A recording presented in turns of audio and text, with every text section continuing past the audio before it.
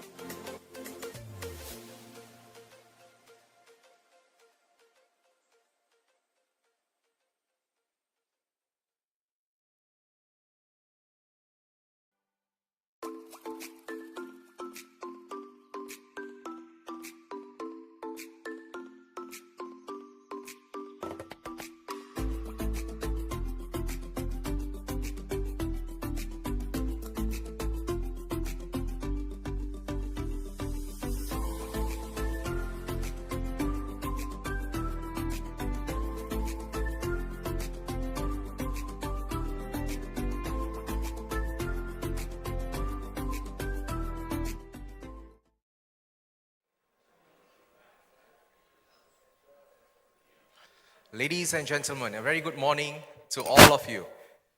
My name is Ali and I'm a Customer Success Manager from EON Reality, and I'm humbled to be your MC for today's event. This highly anticipated event is a celebration of EON Reality's cutting-edge features in extended reality and artificial intelligence. Get ready to be immersed in insightful presentations and engaging panel discussions led by global thought leaders.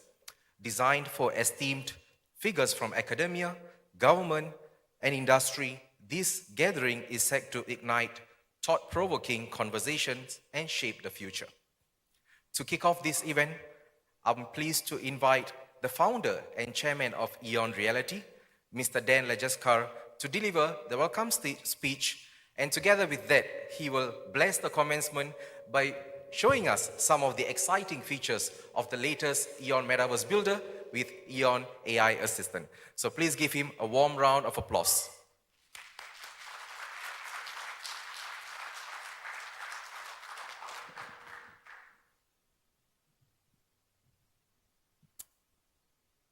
Good morning.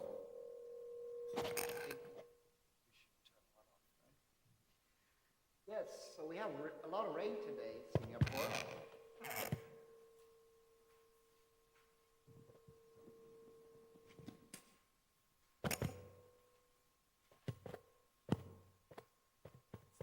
Okay, so I can use this one instead. That's fine.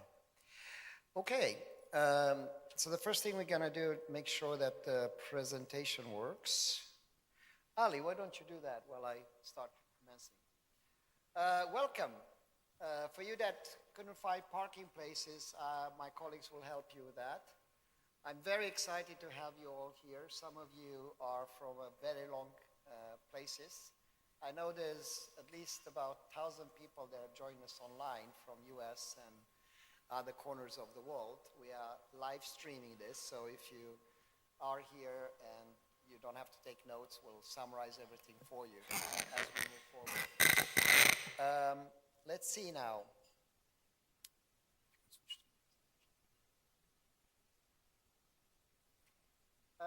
So we're going to talk about today the two most explosive technologies that are out there. One of them that you see every day, artificial intelligence. There's not an hour going without hearing some good news about artificial intelligence. And secondly is about spatial computing, which has been coined 15 years ago and refreshed about 2 weeks ago by Tim Cook when they launched the Vision Pro. Now, today we're going to talk about these two technologies. We refer to them as spatial artificial intelligence.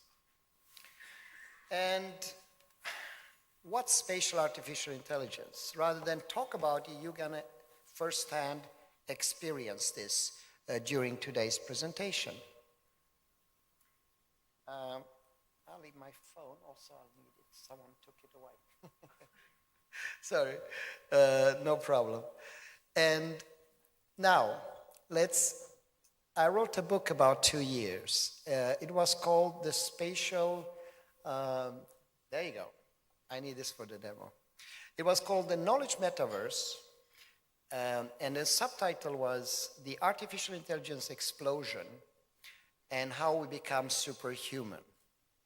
In this book, I outlined a future where artificial general intelligence will take over more and more of what we humans do. I made a prediction, which is very dangerous to do. I predicted that this will take about 8 years. And recently, I have to revise the prediction. It looks more like 1 to 2 years. And today, AI is still, humans are here. AI is still maybe like a primate, like a monkey in general intelligence. When we reach artificial general intelligence, it's equal to us. The problem is that it doesn't stop there. It continues. Then artificial intelligence is the human, we are the monkey. Then we are the dog. Then we are the frog. Then we are the ant. Now, once we are ant, that's a pretty difficult thing to explain to an ant what quantum physics is. So that's the world that's going to meet us not in 10 years, but very soon. And how on earth can we get ready for that? So today, we're going to try to help you navigate this new world, both by demonstrating tools that your organization can use today to embrace this new future, but also solutions that address some of the challenges that this technology has. I'm sure you heard about hallucination as another, as well as a concrete implementation vehicle that you can utilize in order to make this happen. So, fasten your seatbelts because it's going to go very fast. We're going to do a lot of things now. So any student or any worker that embraces this future in the next, let's say, 2 years will meet artificial intelligence and maybe even AGI. According to World Economic Forum, 75% of organizations will do so. So what is EON doing in this sector? I'm not going to talk so much about EON today, but all I can say is that we've been at it for many years, 25 years to be precise. We have about 44 million users. We are present in 100 countries. And over these years, we built what today is the largest extended reality library, as well as the necessary tools to implement this. Now, so I mentioned two pieces. One was spatial computing. Another name for spatial computing is what? Extended reality or metaverse. So what's the value of this technology?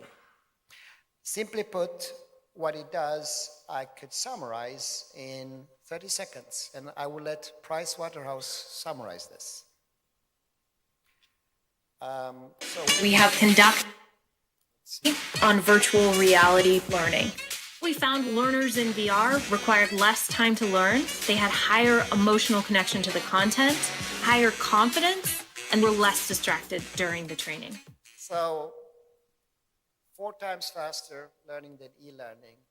Students, workers learn faster, retain information longer, and make better decisions. With regards to problems with AI, so what's the problem with today's language models? Number one, it doesn't know who you are, where you are, what you do, or the context.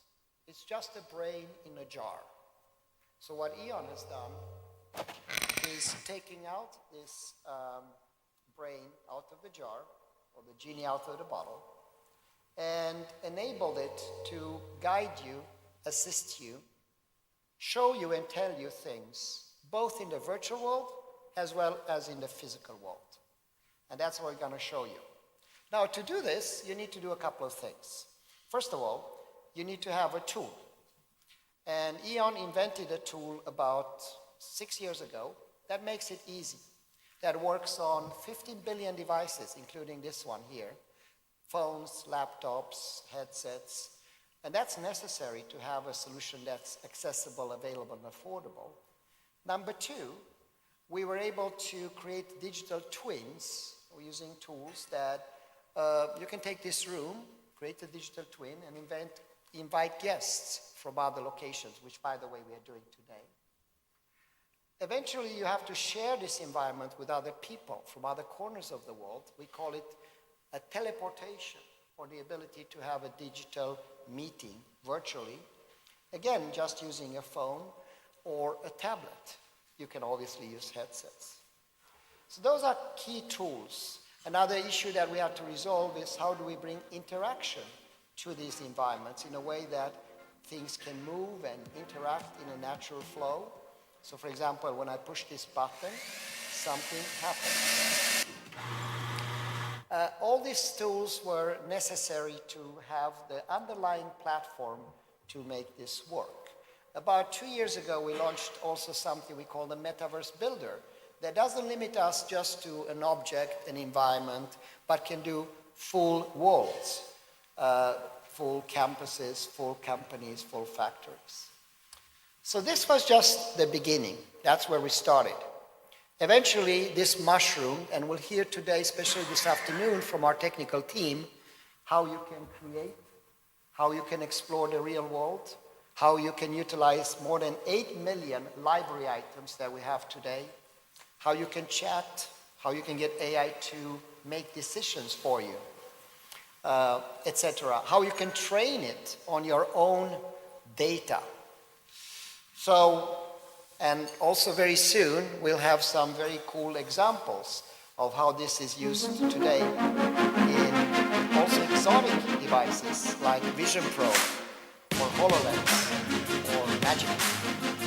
So it's not only limited to my devices. How you can use this in a way.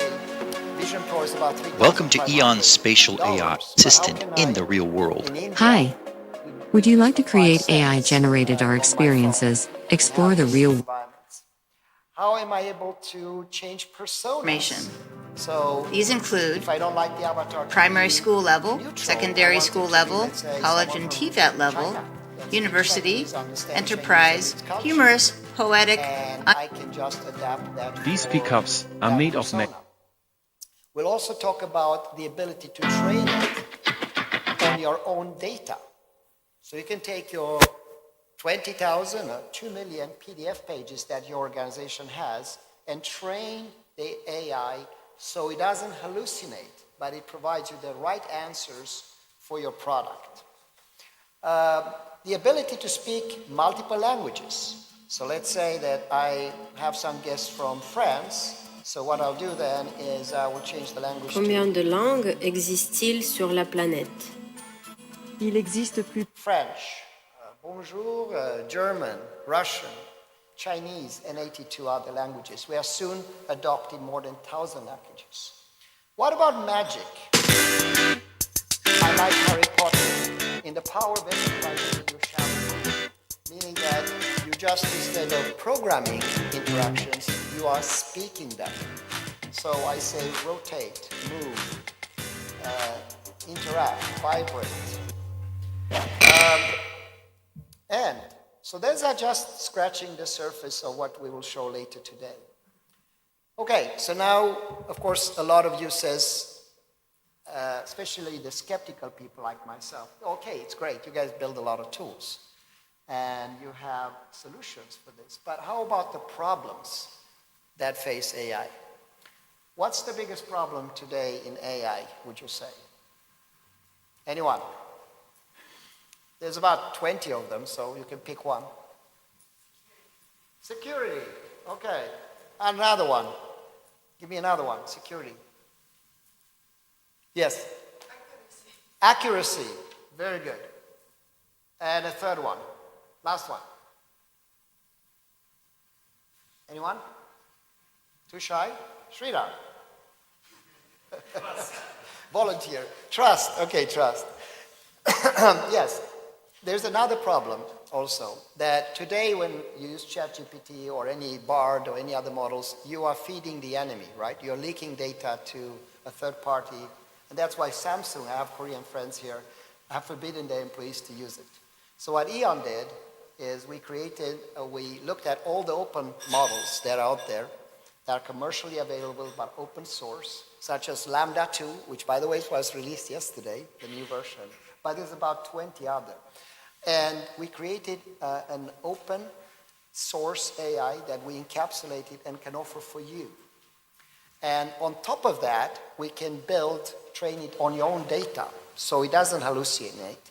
And on top of that, we add spatial computing, which means that you actually not only can hear a language, which is like a text file from 1960s computers, but the avatar is with you, can show you, tell you, guide you, and assist you. Now that may sound a bit ambitious, so let's have a look. So first of all, this is used then for a number of things. It's used in things like oil and gas, it's used in things like medical, hospitality services, and a range of other security and a range of other applications. But let me just start with the first one, which is EON Mind. Delve into a new era of AI technology with EON Mind, the latest innovation from EON Reality. The trailblazers in AI-driven virtual and augmented... We're not going to listen to the lady right now, but what she's talking about is how you can compare a model from, example, OpenAI or Bard AI with EON Mind that provides you your own proprietary AI that you can even download to your environments. So that's super important, because if you're a big company, you have 4 choices. Either you use OpenAI or something like that and feed the enemy, so to speak, or you pay $500 million to our friends from NVIDIA and train your own. Not many companies can do that. Or you decide to build your own from open sources and then do everything on top of it, which, again, not many companies are specialized in. So that's why we developed EON Mind, a very cost-efficient way to deploy a model. And with a blink of an eye, you can go from different AIs. So if you like things like Claude 2, or if you want Orca, you can switch the AI. So once you've done that, the next thing is to train it. Time is a luxury. So now you train it on your own data. Next in line is decisions. Welcome to the future of decision-making Now, and it's not problem-solving. only about training, EON right? Think. We want to use AI not only to learn, to train, but also to perform. One of the biggest challenges organizations have is how do you ensure that your employees take the right decision at the right time? Why don't we use AI to help us? So EON built a system we call Think Tank that actually gives you suggestions for your problems you outline with recommendations. And the more data you provide it ranks the decisions in a logical fashion. Next in line EON AI, trust revolutionizing art. is trust. There's problems like hallucination, infringement of copyrights, plagiarism, lack of transparency, bias, discrimination, privacy concerns, ethical dilemmas, security risks, and the list goes on. For us to secure contracts with organizations like big hospitals, from which we'll hear in a few minutes, or US Air Force, we had to solve all these problems. Otherwise, we wouldn't use it. Singapore is a place where people are very aware of these issues and also need to address them. So this in itself is probably a 2-hour discussion, which I'm happy to engage afterwards in the one-on-one tomorrow, how we have solved this issue with the product EON Trust. EON AI Interact. The last one is about interact. The ability, we talked about it a little bit, the ability to create interaction by just talking. But fasten your seatbelt because it gets even more crazy. So this phone here, I can take this phone, be in a factory or hospital, put panorama view, rotate, and it will capture everything in this room. It will annotate everything. It will also then answer to my questions. What if I want to do different things, right? So basically it helps me and guides me in the real world. Now, the next part is about personas. EON Character Composer. We talked a little bit about personas, which is the ability to, with a blink of an eye, switch your teacher from a curious professor to various persona. I just had dinner with Einstein, Marie Curie, and Elizabeth, Queen Elizabeth. I asked Queen Elizabeth about Brexit, what she thought about that. I asked Marie Curie about how she felt to get 2 Nobel Prizes. By the way, we have the chairman of Nobel here for chemistry. That will be the next speaker. So, and I, of course, I asked Einstein what he thought about the Turing test, and they could tell me all about that. So the ability to have different persona and billion a permutation of the lessons is very much possible. I could go on and on. There's many things, but I don't want to overstay my welcome. So instead of doing all that, I think I'll do what everybody wants to see here, which is a demo. So now I'll switch from that to my phone. So something that more than, 7 billion people have in their pockets today. And we're going to do a demo together. In fact, you're going to help me to do the demo. And your wish will become not my command, but the AI's command. So let's introduce our AI. Hi. Would you like to create AI-generated art experiences, explore the real world with AI assistance, browse the library with pre-built content, or ask me a... Let's say she asked me what I want to create. Please choose from the following segments or use the microphone to provide a topic of your choice. And she asked me if I do want to do education enterprise. Sorry? Sorry, guys. Someone partied last night on the sound. It worked well. Yes. Okay. Nice. Okay. Can you turn that off? I think so. Switch it off.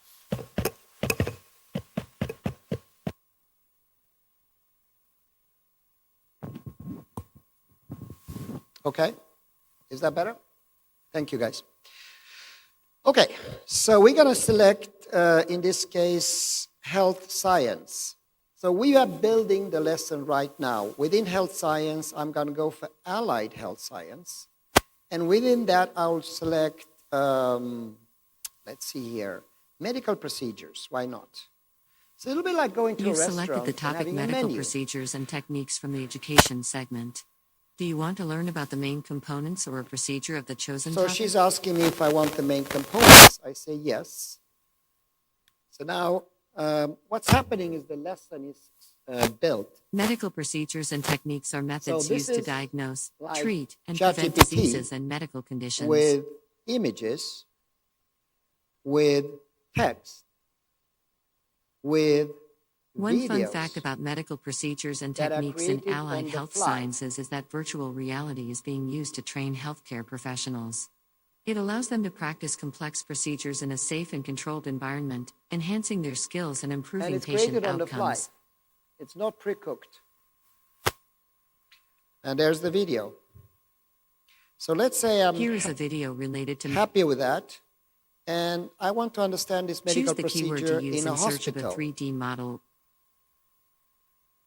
So I'll select hospital here.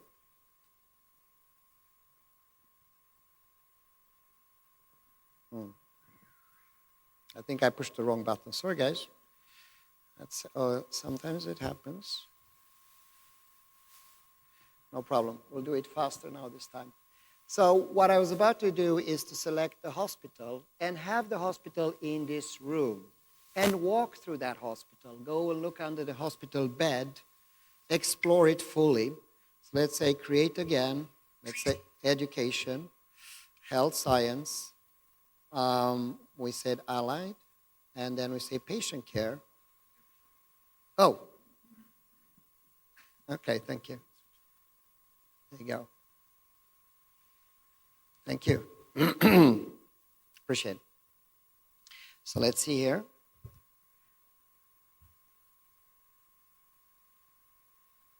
It doesn't show up. One more time. Maybe I need to connect this.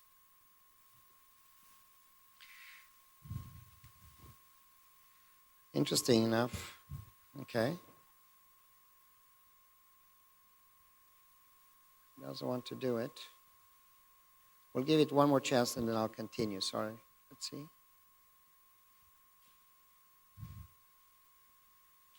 Stop mirroring. Okay. So now you got your chance. We'll see. You prepare in the end of the presentation. I'll continue. Sorry, it has nothing to do with EON, guys. It has to do with the connection between my phone to this, to that. And of some reason, right now, it doesn't want to collaborate with us. So in the interest of your time, I'll skip it. Let me just do one more thing before I do this. When in doubt, connect and let's see. And let's try again.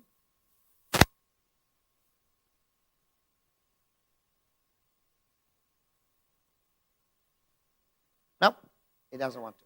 No problem. We will continue. And you will see the demo in a second after my presentation. Okay, so now let's show how this is applied in real life. So let's say you have a factory. This is an example of maintenance repair operation in a factory environment.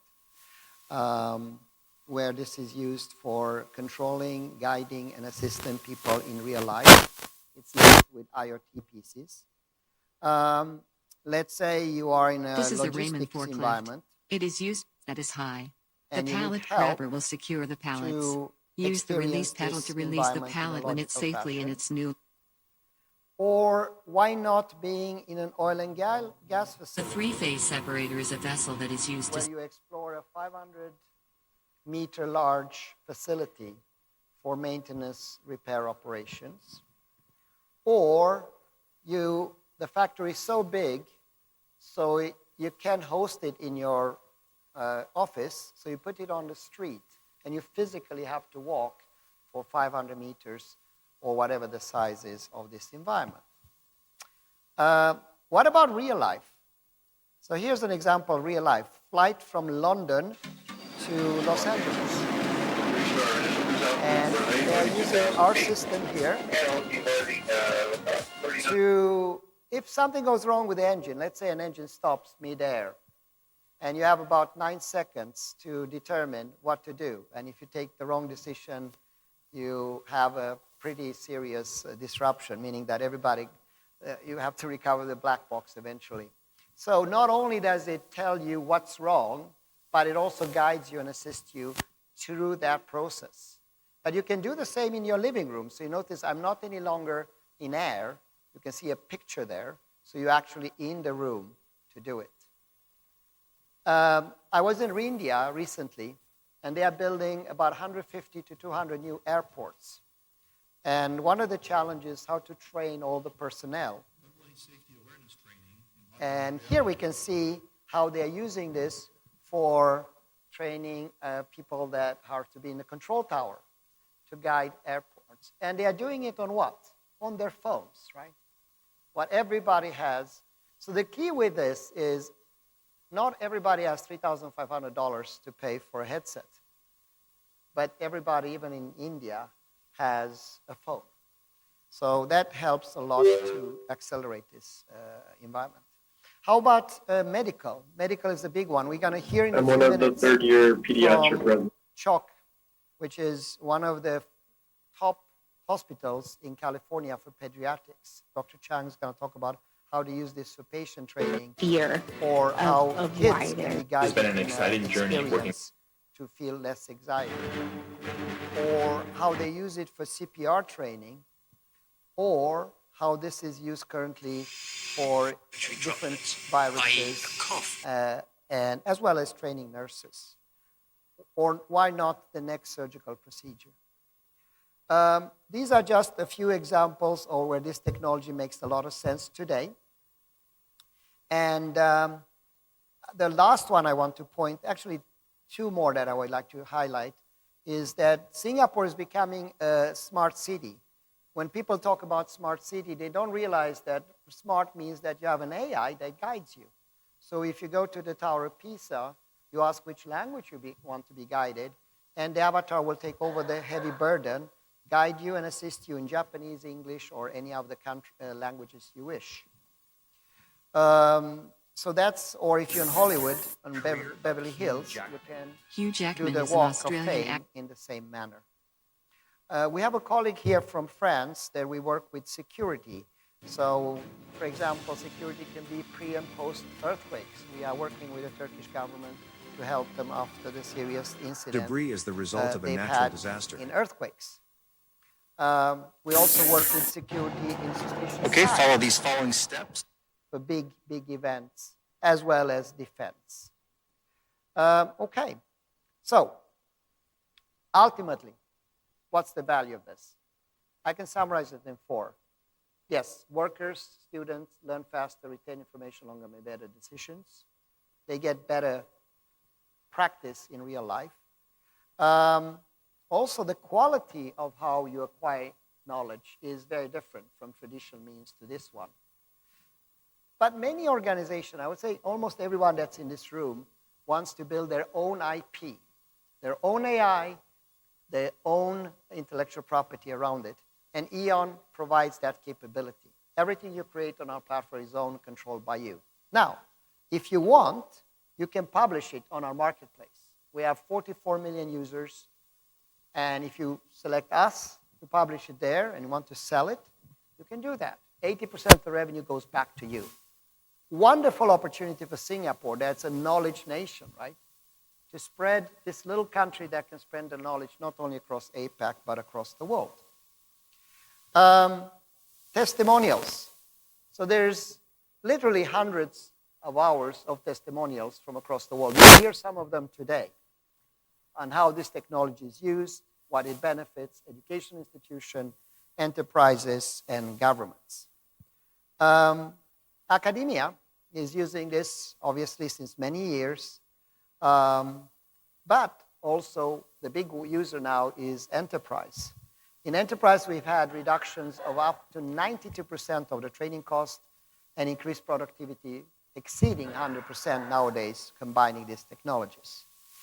So it is really a true global revolution. And EON helps not only with the whole turnkey infrastructure. So we are working with AWS, and you get unlimited time and unlimited data. We are providing you the platforms. To the extent you don't have hardware, which most people have, we can help you there also. But most important, know-how. So this sounds theoretical. So let me show you a concrete example from one academic institution in Europe.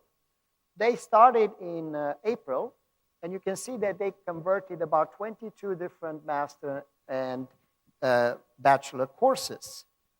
During that period, they created from April to June, as you can see in this slide, just a second.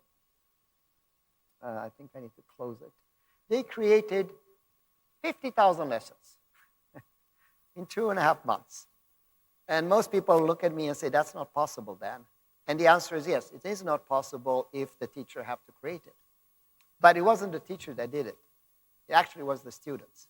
So on average, they have about 17,000 students. So out of those 16,500 students, they created an average 3. So that's an example of the speed AI can help us develop things.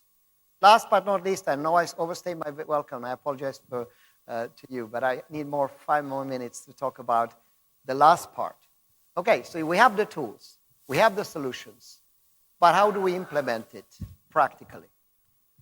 And we have a vehicle called Spatial AI Center. So what's a Spatial AI Center? It's a partnership that enables education, enterprise, and governments to use this technology for learning, training, and performance. It's not your normal AI. It is spatial AI, meaning context-aware, situational-aware, providing you with help with decisions. There's a whole video around this that I will not play because we don't have time. But I do want to spend 1 minute to highlight the 6 legs. So far, in my presentation, I will only spend time on the first leg, which is learn, train, perform. But there are 5 essential pillars, whether you are a company, education institution, or government, that you need to adopt if you want to stay relevant. Adapting the jobs and the future skills. Staying current with the cutting-edge technology. Making sure that this adoption is profitable. You don't want to do what Meta did with the metaverse, where they sink in $10 billion and still licking their wounds, I hope, no offense, of not generating profit. Connecting the dots with your products or your solutions with the global community. And finally, don't help only your company, help your community. So EON has a solution for those 6 pillars. The first one, EON Reality is transforming the world. I'm not going to talk about because I already spoke about, so that's all about learn, train, perform. For that, we have grants. So if you're an education institution, we can help you with grants to deploy this fast. The second one, about skills and jobs, is here. So these, we have academies. We just announced today our first academy in Kuwait. We have our partner here that offers courses for students and lifelong learners on how they can become their own AI experts. This is not to use AI to become a better engineer. This is to use AI to become the next innovator in spatial AI. There's 1/3 theory, 2/3 practice. So what do we do in the practice case? we link the dots with the actual users. So I don't know how many hundreds of companies that come to me and say, Dan, I don't mind buying your products, but I need 10 engineers that know this. So that's what we're offering. So we are connecting the dots with the demand. Now, I'm amazed every day what students can create. Everything you see in this video is created by students, personal coaches, medical. Some of these become apps. Some of these become commercial apps. Very few become EON Startup Program. Startups. Now, every government I met so far wants to become a startup nation. How do you do that? And the answer is very complicated. I'm not going to go into that today, but 1 in 1,000 people are deformed enough to become an entrepreneur, and maybe 1 in millions to become an Elon Musk. So very few become entrepreneur, but you can have hundreds of people working for entrepreneur. We have 3 unicorns already identified out of this program, and if you have a good idea, you're welcome to apply. Okay, infrastructure. Everything you see in this video is in museums. 5 years ago, it was the latest and the greatest. So how can you, and this is hardware, on the software side, it's even faster. Every week, new things happen. So what we've done with our partners is we can create a 5-year agreement, so you will get everything you need, oftentimes ahead of time.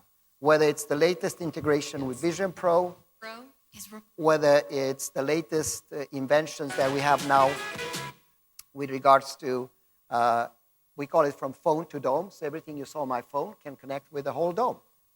So those are just a few examples, not to talk about the latest in AI. How about profit? The problem is that when you develop things, it takes time to build the market, international.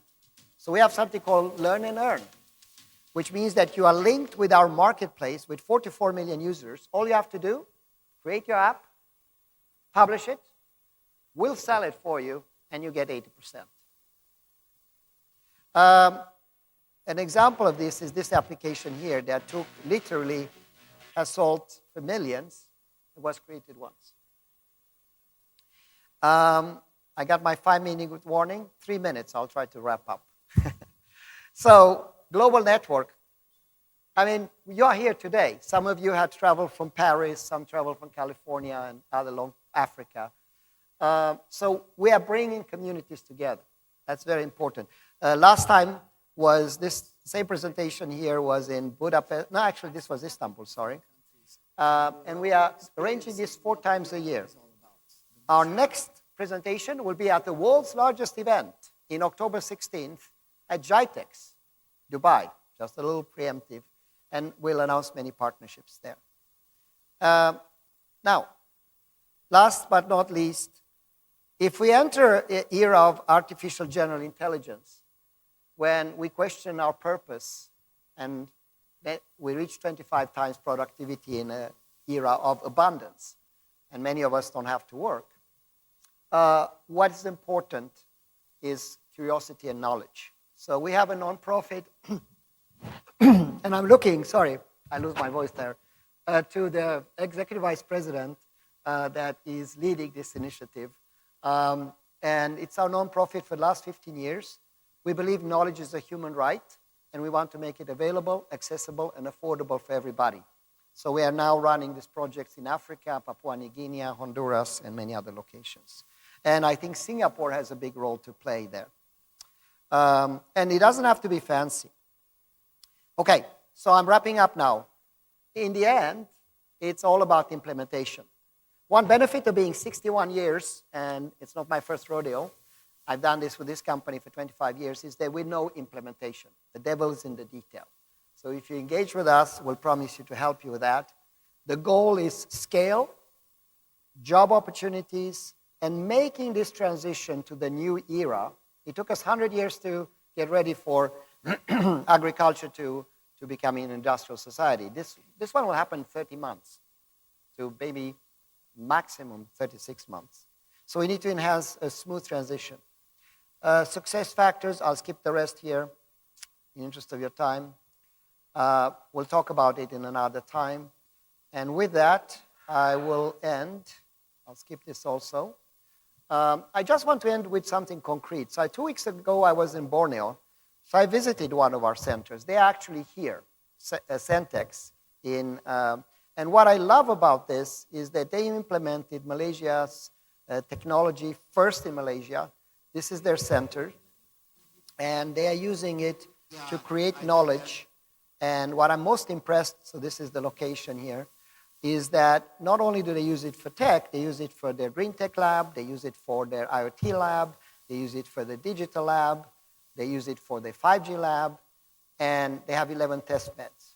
Most impressive, 97% employability, 4,395 students, 68% international certifications. Now, with all respect, it's Cochin. So if they can do it there, we can do it in Nice. We can do it, by the way, we have people from Nice here. We can do it in Dubai. We can do it in Abu Dhabi, Kuwait. And of course, we can also do it in Singapore. And on that note, thank you so much. So sorry for all the technical inconveniences, but I'm very happy to have you and to continue the discussion. And on that note, I leave it to you. Thank you.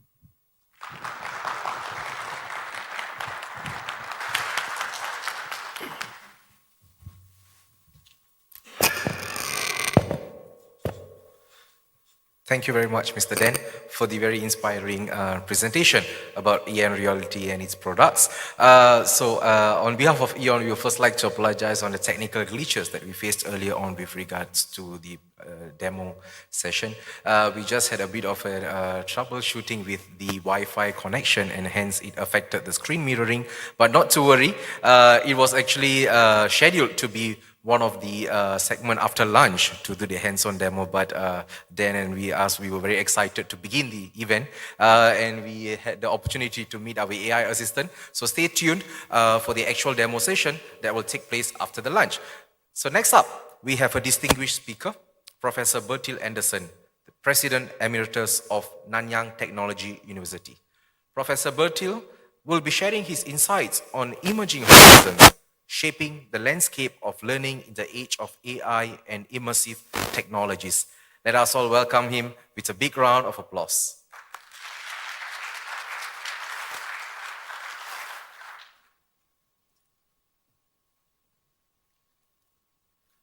Thank you, and it's great to be here. Of course, I'm a poor Swedish biochemist that started my career journey in Stockholm and ended out in West Jurong in Singapore.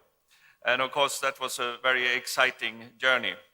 So it's great to be back here, and it's great to be back also with the EON. And thank you for inviting me to say a few words here. See if I can predict the future. I'm not sure about that. And so I have not been back to an EON Fest, I think, since before the Corona. There was a big disruption. So therefore, it's great to be back. And according to me, a fest is a celebration, right? So what are we celebrating here today? I think we are celebrating technology, and we heard Dan talk about that. I think it's important that we also celebrate knowledge, because that's what it's all about. Education and learning leading to knowledge. And that could be basic knowledge, it could be academic knowledge, vocational knowledge. Everything is important. But for me, most of all, we are celebrating the interface in a disciplinary manner between knowledge, education, and technology. And I think that is an extremely important interface for the future. And generally, I have worked in the Nobel committees and so on, that you see that even when we give Nobel Prizes in Sweden, it's to interfaces between different disciplines. It's rarely that we give a Nobel Prize to classical chemistry. We give Nobel Prize to chemistry, medicine, chemistry, environment, and so on. So the many interfaces, the knowledge of tomorrow occurs at interfaces. And one of these interfaces is education and technology. And interestingly, Dan talked about the 22 years, and EON Reality has really been a pioneer in that interface and leading it in many conceptual and technological ways. And in a way, one way to put it is the classroom of tomorrow. We have many educators here, so what is the classroom of tomorrow? Well, Dan likes to call it the classroom 3.0, which is of course a sexy way to express it. And EON, of course, is not the biggest company in the world, but I think it's the most advanced and forward-looking company. So that is my judgment. EON's headquarters, talking a little bit about the company, is in California, but me as a Swede, I always emphasize that EON is a Swedish company because it was founded some 20 plus years ago by Swedish engineers from Chalmers Institute in Gothenburg, Dan here, Sridhar and others. And the company is now 22, 23 years, and that's, I think, is interesting. And if I continue now, you see, I have worked in two countries mostly. Both starts with an S. That is Singapore and Sweden, right? And, but right now I should be a little bit Swedish nationalistic because the biggest virtual reality show on the planet is occurring in London at the moment. And that is the pop group ABBA.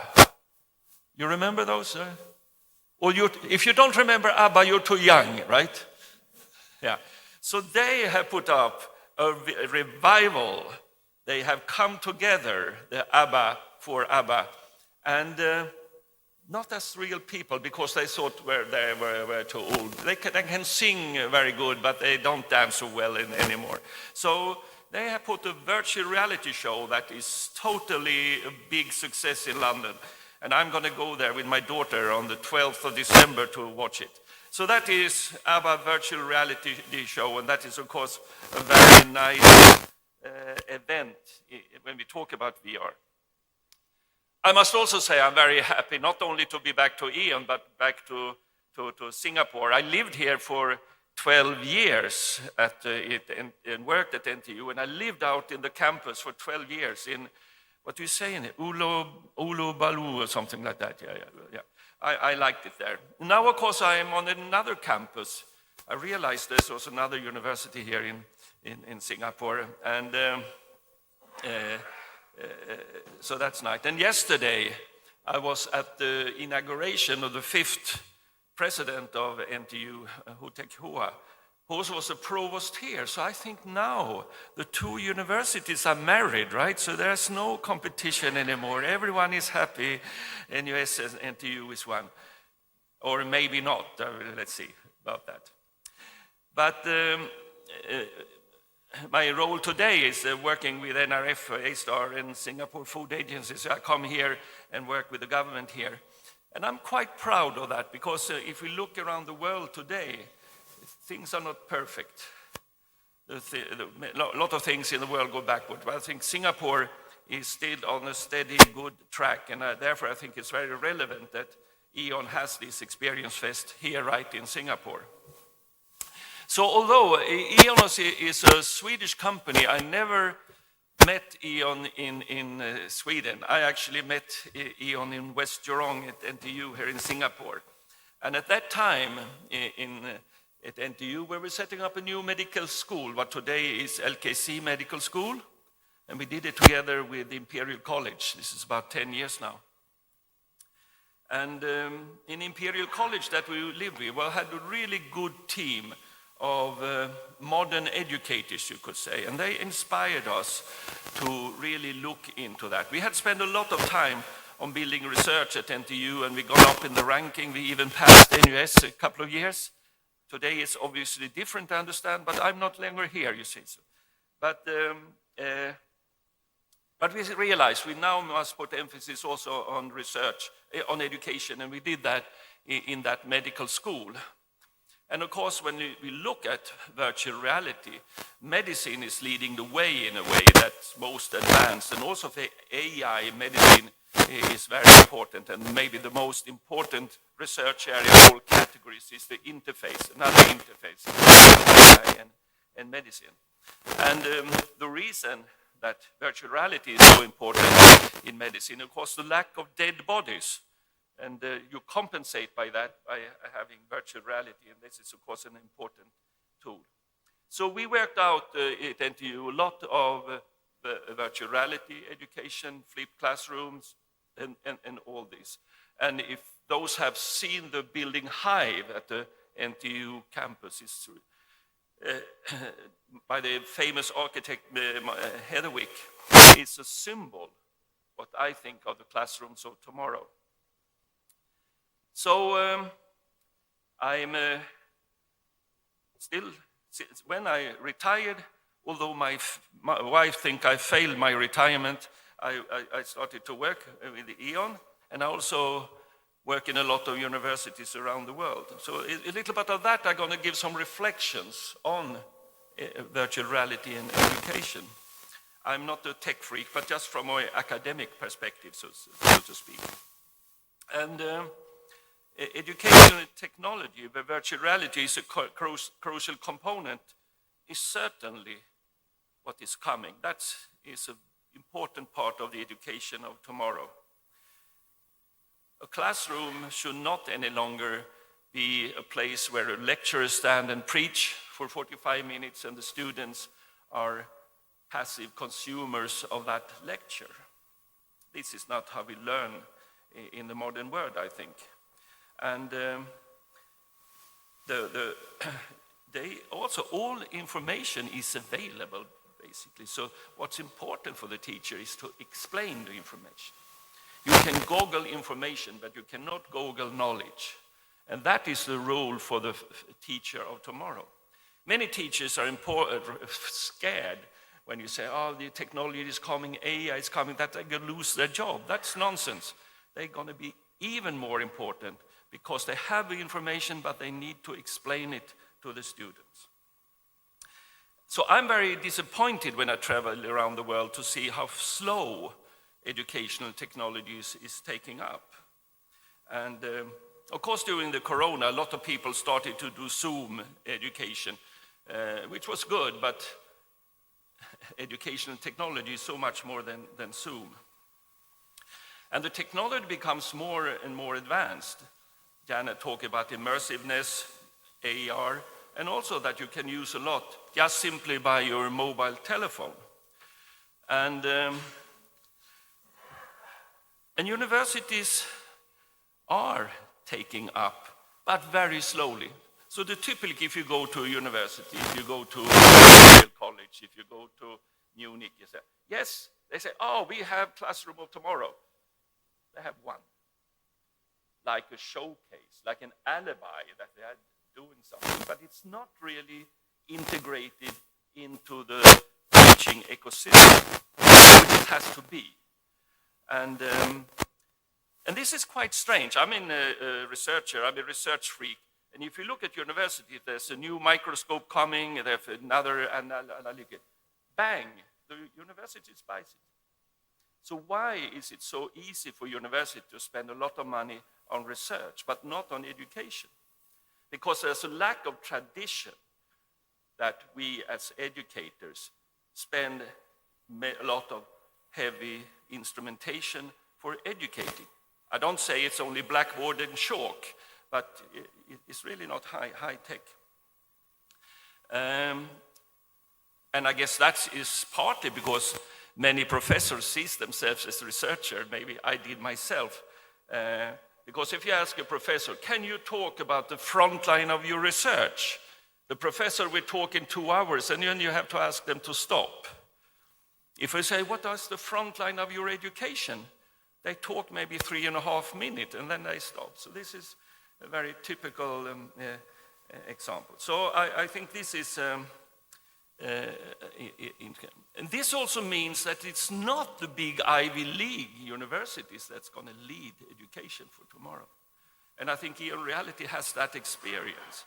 So it's more profiled colleges and universities that take up new technology in education and not the Ivy League university. I think NTU and NUS are quite good, even if maybe not the best. Other arguments I hear when I'm out traveling in the world, oh, you know, this education, it's complicated, and it's not natural. a book is natural, and so on. And I always argue against that, because our eyes, our brain, works not in 2D, it works in 3D. So therefore, if you provide the information in 3D, that's the natural way for our mind to receive information. 2D is a simplification introduced by Gutenberg, and that was good, but it's not good enough any longer. And since I'm a chemist, I normally take this example. Which lecturer, say at NUS and NTU, if they teach stereochemistry, which lecturer today would teach stereochemistry in 2D if you can teach it by virtual reality on an iPad? What would be the reason? I mean, it's so obvious if you have a stereochemistry, how two molecules interact. If you see it in 3D, you understand it, bang. Any students, well, if you see it in 2D, then you have to sort of much more hard to understand. So this is, of course, a very slow conservativeness. Another I hear, oh no, this is only for engineers, engineering freak students and so on. We in humanities, we are not interested in this. And this is also completed. Virtual reality is an enormous tool for artifacts, for archaeology and things like that. And I was talking to your Deputy Prime Minister Chang yesterday, and he was talking passionately that Singapore should go into the Museum of Tomorrow. And the Museum of Tomorrow is also based a lot of virtual reality of objects, and also to make them interactive and so on. You can walk into the Pantheon in Greece and all things. So this is interesting.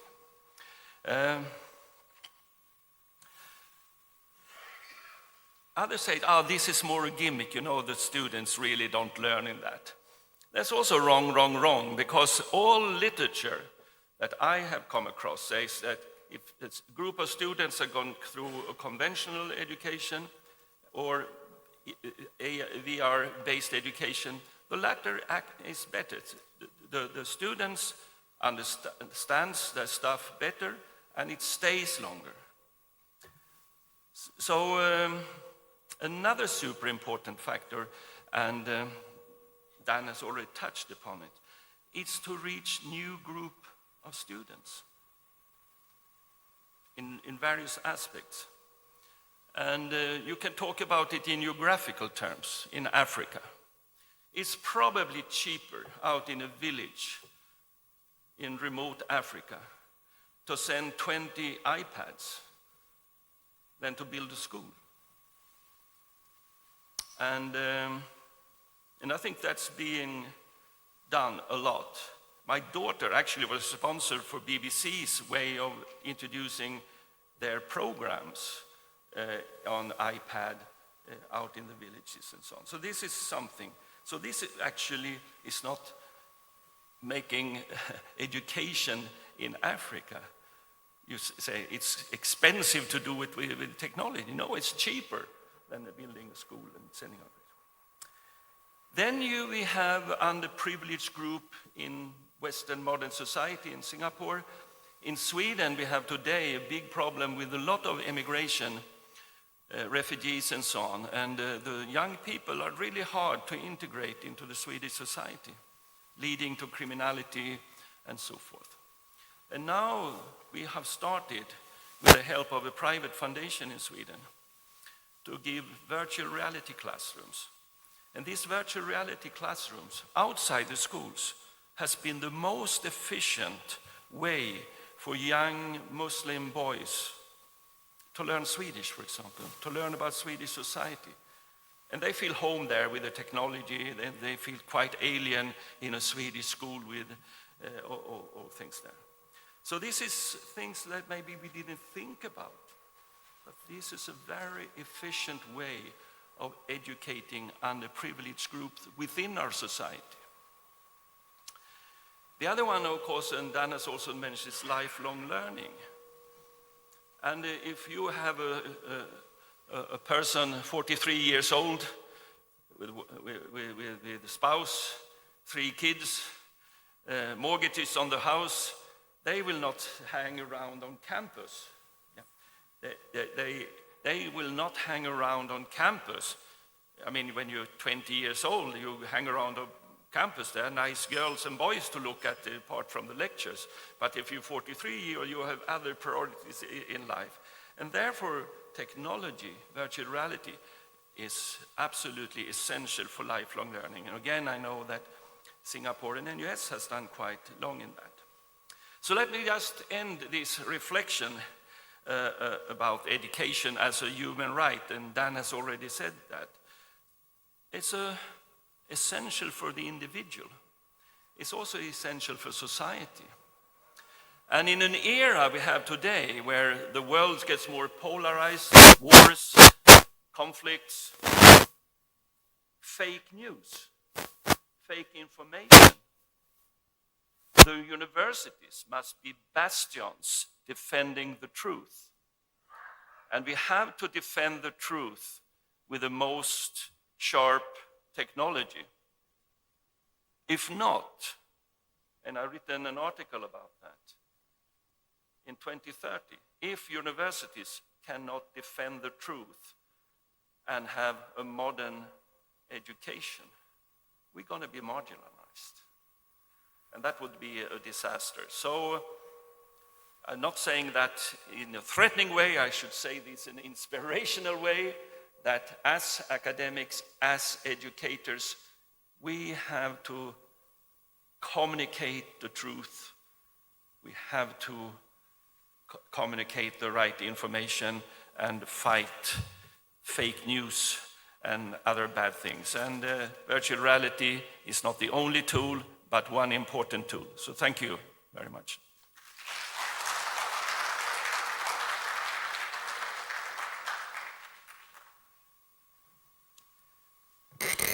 Thank you, Professor Bertil, for the very inspiring speech. And now it's time for a captivating forum titled California Innovates with Children's Hospital, Orange County, and Los Angeles Community College. We are honored to have Dr. Anthony Chang, the Chief Intelligence and Innovation Officer of Children's Hospital, Orange County, and Dr. Mary Gallagher, the President of Los Angeles Community College, joining us virtually.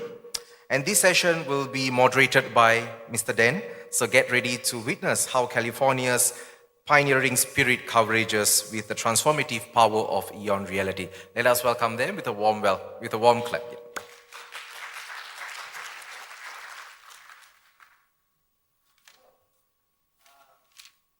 Can you see my slides by any chance? Okay, good. I'm never nervous about AI. I'm much more nervous about AV. So I'm glad you could see my slides, and just wanted to share with you in a few minutes the wonderful experience we've had at Children's Health of Orange County, which is in Orange County, California, with collaboration with EON on extended reality.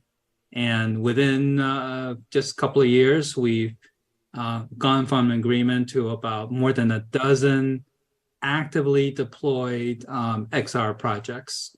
So really happy about that collaboration. And thank you, Dan, for sharing the vision with us from the very beginning. And this is, I think Dan showed a little bit of this earlier, but it just give you an idea. An atrial defect, but ASD is a hole in the wall. I think I'll silence this, but you get an idea how engaged our children are with their heart defect when they see it animated like this, and as opposed to listening to the cardiologist drawing it out on a piece of paper, which was what was done before. And I think the level of understanding is just entirely different. And given our time here, I'm going to move along and just show you. We actually go over not just the heart physiology, the echocardiogram and how the repair would be done, and also give the young people a chance to see the heart in 3 dimensions and compared to the normal heart that way. So it's really very dramatic. I see the engagement from the young children just at a totally different level. And it's really, really great that we have an ability to explain the heart to them. And they like to play around with the hearts in that way. So really, really great experience for us. And of course, Dan talked about, I teach AI in 3 and new technologies in 3 schools, medical schools, and about to sign on 2 more. And he and I, I'm sure, will talk about how we educate the next generation of clinicians much more effectively, much more efficiently, and probably much more economically as well, using extended reality. And that video is not going to play, but I think this one should. This is how you now silence it. It's mainly how we have been able to reduce anxiety in young children coming through the hospital, coming through the MRI suite, and just have the CHOC bear as a friendly. I wasn't sure about kind of shooting all the CHOC bears, but I don't think they're disappearing or getting killed. I think it's more like they're showing them where to go, and this is just making the hospital waiting area a totally very friendly situation. And the MRI suite was the big hit. Children have really, really reduced the anxiety level and reducing, more importantly, medications that are usually needed to have children go through the process of an MRI. So it's been really dramatic in that way. So I think it's been really wonderful, not just in terms of reducing anxiety, but reducing the medication needs for them to use. So again, gamifying also their entire experience has been a huge hit.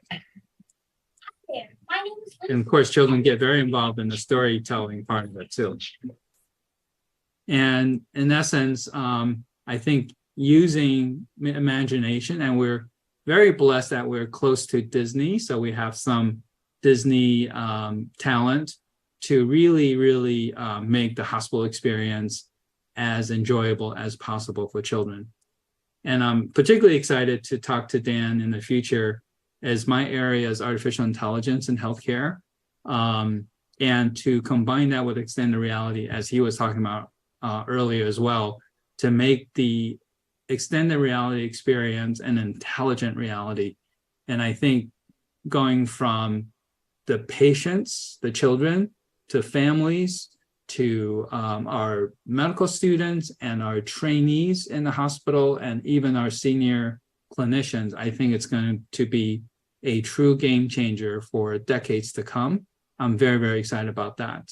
So thank you, Dan, for sharing the vision with me 2 or 3 years ago, when we basically, as Dan remembered, my CEO looked at me and said, "Shall we go for it?" And I said emphatically a yes. And I think Dan, EON Reality has made me look very, very good at the hospital these days. So thank you so much. Thank you. Okay, and first of all, I know it's very late in California. So without further ado, I would like to introduce also Dr. Gallagher from Los Angeles, that's been working with us almost as long as CHOC Hospital has done. So without further ado, Dr. Gallagher, please take it away. Yes, thank you so much. It's great to be with all of you this morning. I'm here with my colleague, Vice President of Economics and Social Mobility Innovation, Marcy Drummond, and we're going to talk with you about our experience at Los Angeles City College, developing immersive education through extended reality. And I think I'm sorry, I need to unmute myself. I'm Dr. Mary Gallagher, President of Los Angeles City College. It's great to be with you this morning. Sorry, yes. But we hear you loud and clear. Okay, great. So yeah, Mary, they did hear you introduce me. And oh, I'm sorry. Yeah, Oh, that's okay. all right. So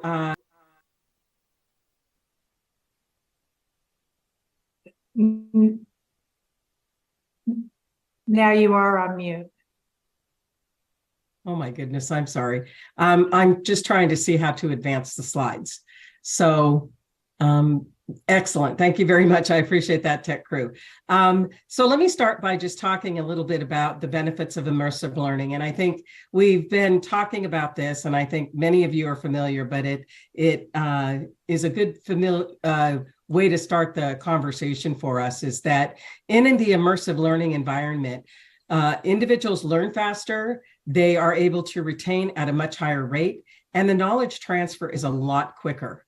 Just look at the pictures of the brain. On the left is a normal brain. On the right is the brain in augmented reality.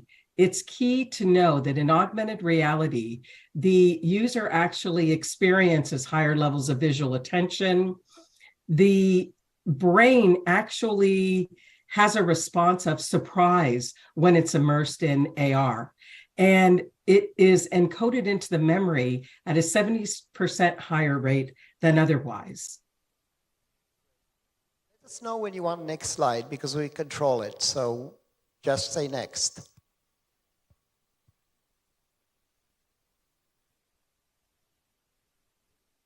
Okay, next slide, please. So learners in virtual reality compared to traditional classroom training actually have 4 times faster training occurring than in the classroom. 275% more higher level of confidence in applying their skills after they've done it through VR. It's 3.7 times more connected to the content by the user in VR than in the classroom training, and 4 times more focused than their peer online learners. Next slide. Let me talk a little bit about the global EdTech market of 2025. In 2018, the market was about 1.8 billion. It's expected to be 12.6 billion by 2025. And actually, the global landscape is expected to reach almost $200 billion. Next slide. The timeline for market growth is tremendous. In 2023, there are approximately 176 million AR/VR users in the US. By 2035, the AR/VR market is expected to reach $1.2 trillion. Next slide. Marcy's going to go ahead and take over now and talk about what she has spearheaded at LA City College. Like many of you and what's been talked about this morning, there's huge potential for XR, especially combined with AI. At LA City College, we really dug in deep and started to launch this last January, not the January we just experienced, but the January before. And really, we've found that it can be used in any subject and with other limitless use cases, both inside and outside of the classroom. We were completely agnostic when we started this program about which disciplines it would be used in. We wanted to empower faculty to use AR/VR, and we let them dream and we let them choose exactly what they would build and what subjects they would use it in. We imagined that it would be used in career technical programs, and as was said before, in certain STEM programs like engineering. But in fact, over 2/3 of the courses and the subjects that XR has been used in to build lessons have been in what were quite surprising areas, a lot in the liberal arts and humanities field.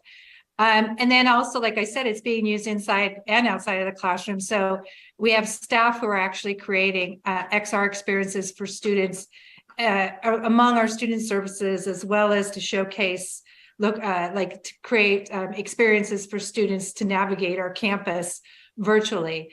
Next slide, please.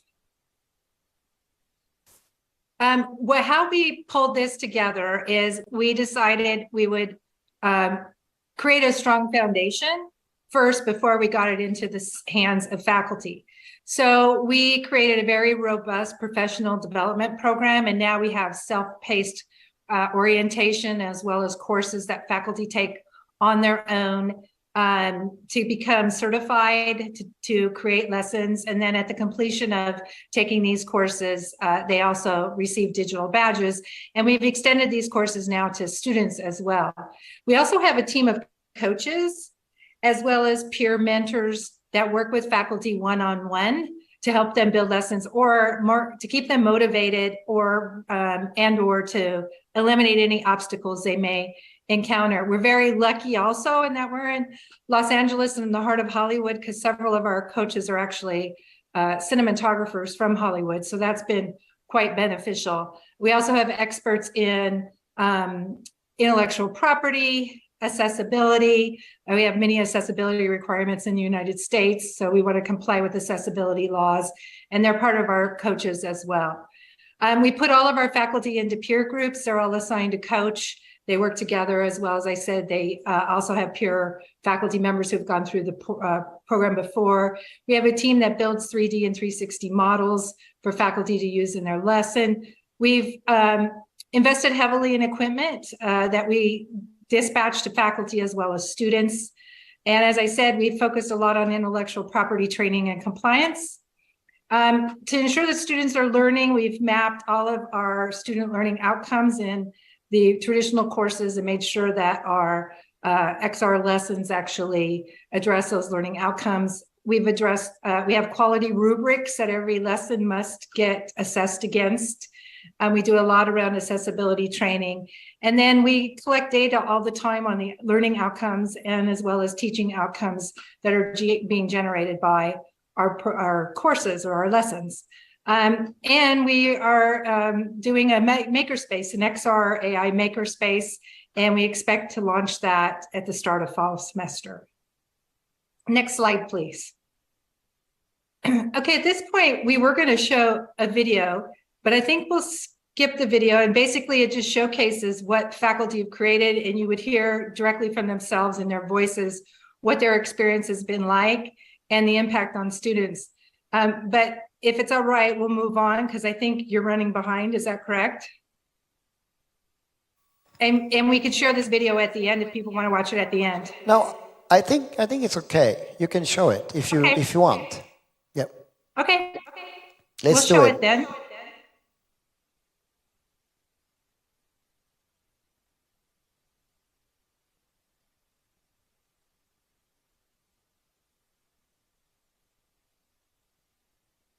Great platform to get those students involved. At LACC, we are committed to providing all students the opportunity to engage in immersive learning experiences.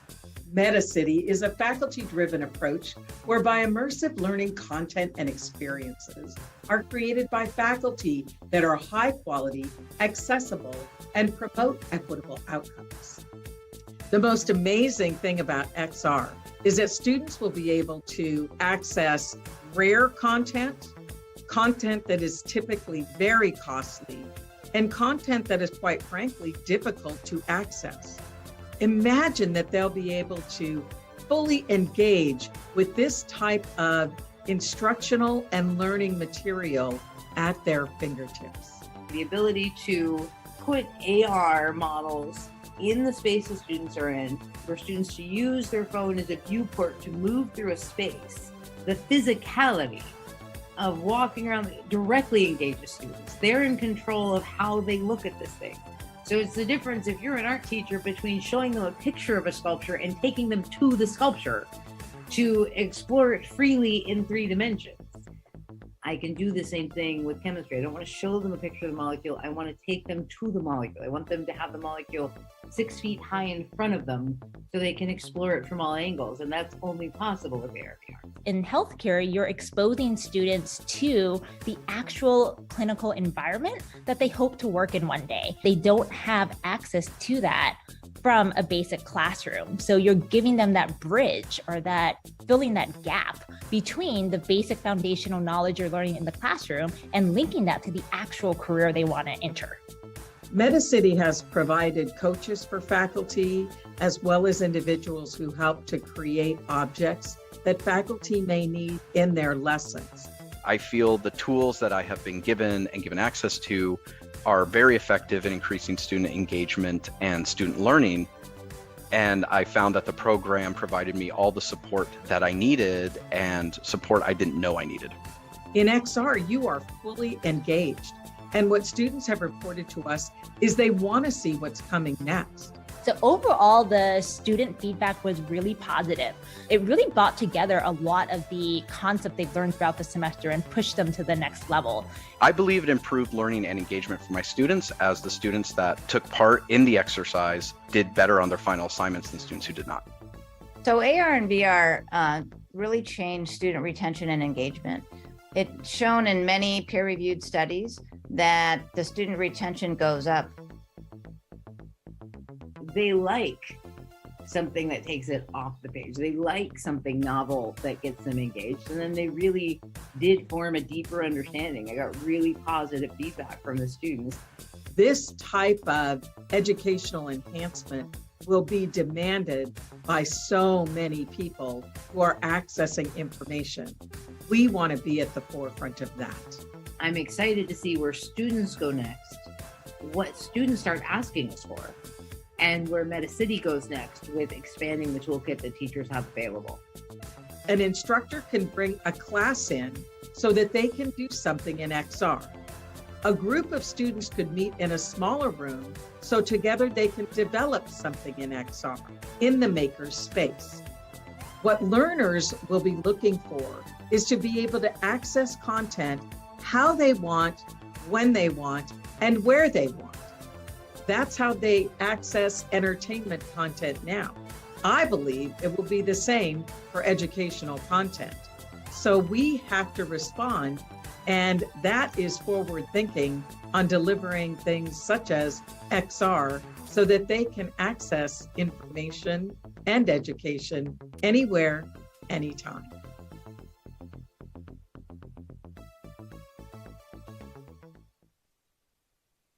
Okay, thank you. Next slide, please. So since we launched this in January of last year, our faculty, we've trained 123 faculty and staff on how to create lessons and experiences on the EON platform. Of those faculty and staff, they've created 1,087 lessons. And you can see the data there on how many times those lessons have been consumed, and how many hours people have spent consuming those lessons. The lessons are quite short. You can see there that the average time that it takes a student to complete the lesson is 13.21 minutes. So our faculty have really taken off with this. They love it. On the I believe it's the next slide, you'll see data on the students. And then after that, you'll see some of the comments that our faculty have made. This semester, we had over 2,300 students enrolled in courses that were using XR. The students also on their own can take an orientation to AR, VR, MR, XR. And at the completion of doing that self-orientation, they earn a digital badge. So 789 students have actually done that on their own and received the digital badge.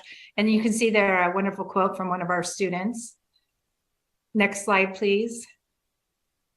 So as I said, our faculty have been generally very enthusiastic about this. They report that students who use the XR lessons, on average, they perform 70% better on the learning outcomes for the course. They also say that the three biggest benefits they see to using XR in their courses are they have seen the motivation of students greatly increased, that their performance on not only on tasks and things like that have also increased, as well as their retention. And they also think that it really sets the students apart to have access to this technology and to use it when they go out into the field. They're some of the first in the, not only the country, but in the world to actually engage with XR and AI, including our journalism students are now creating stories in XR instead of print or digital media. They're using XR to tell stories for the journalism program. So both the faculty and the students are very enthusiastic, and they're starting to use this in ways we never even thought that they would use it in, because the sky is the limit, so to speak. Next slide, please.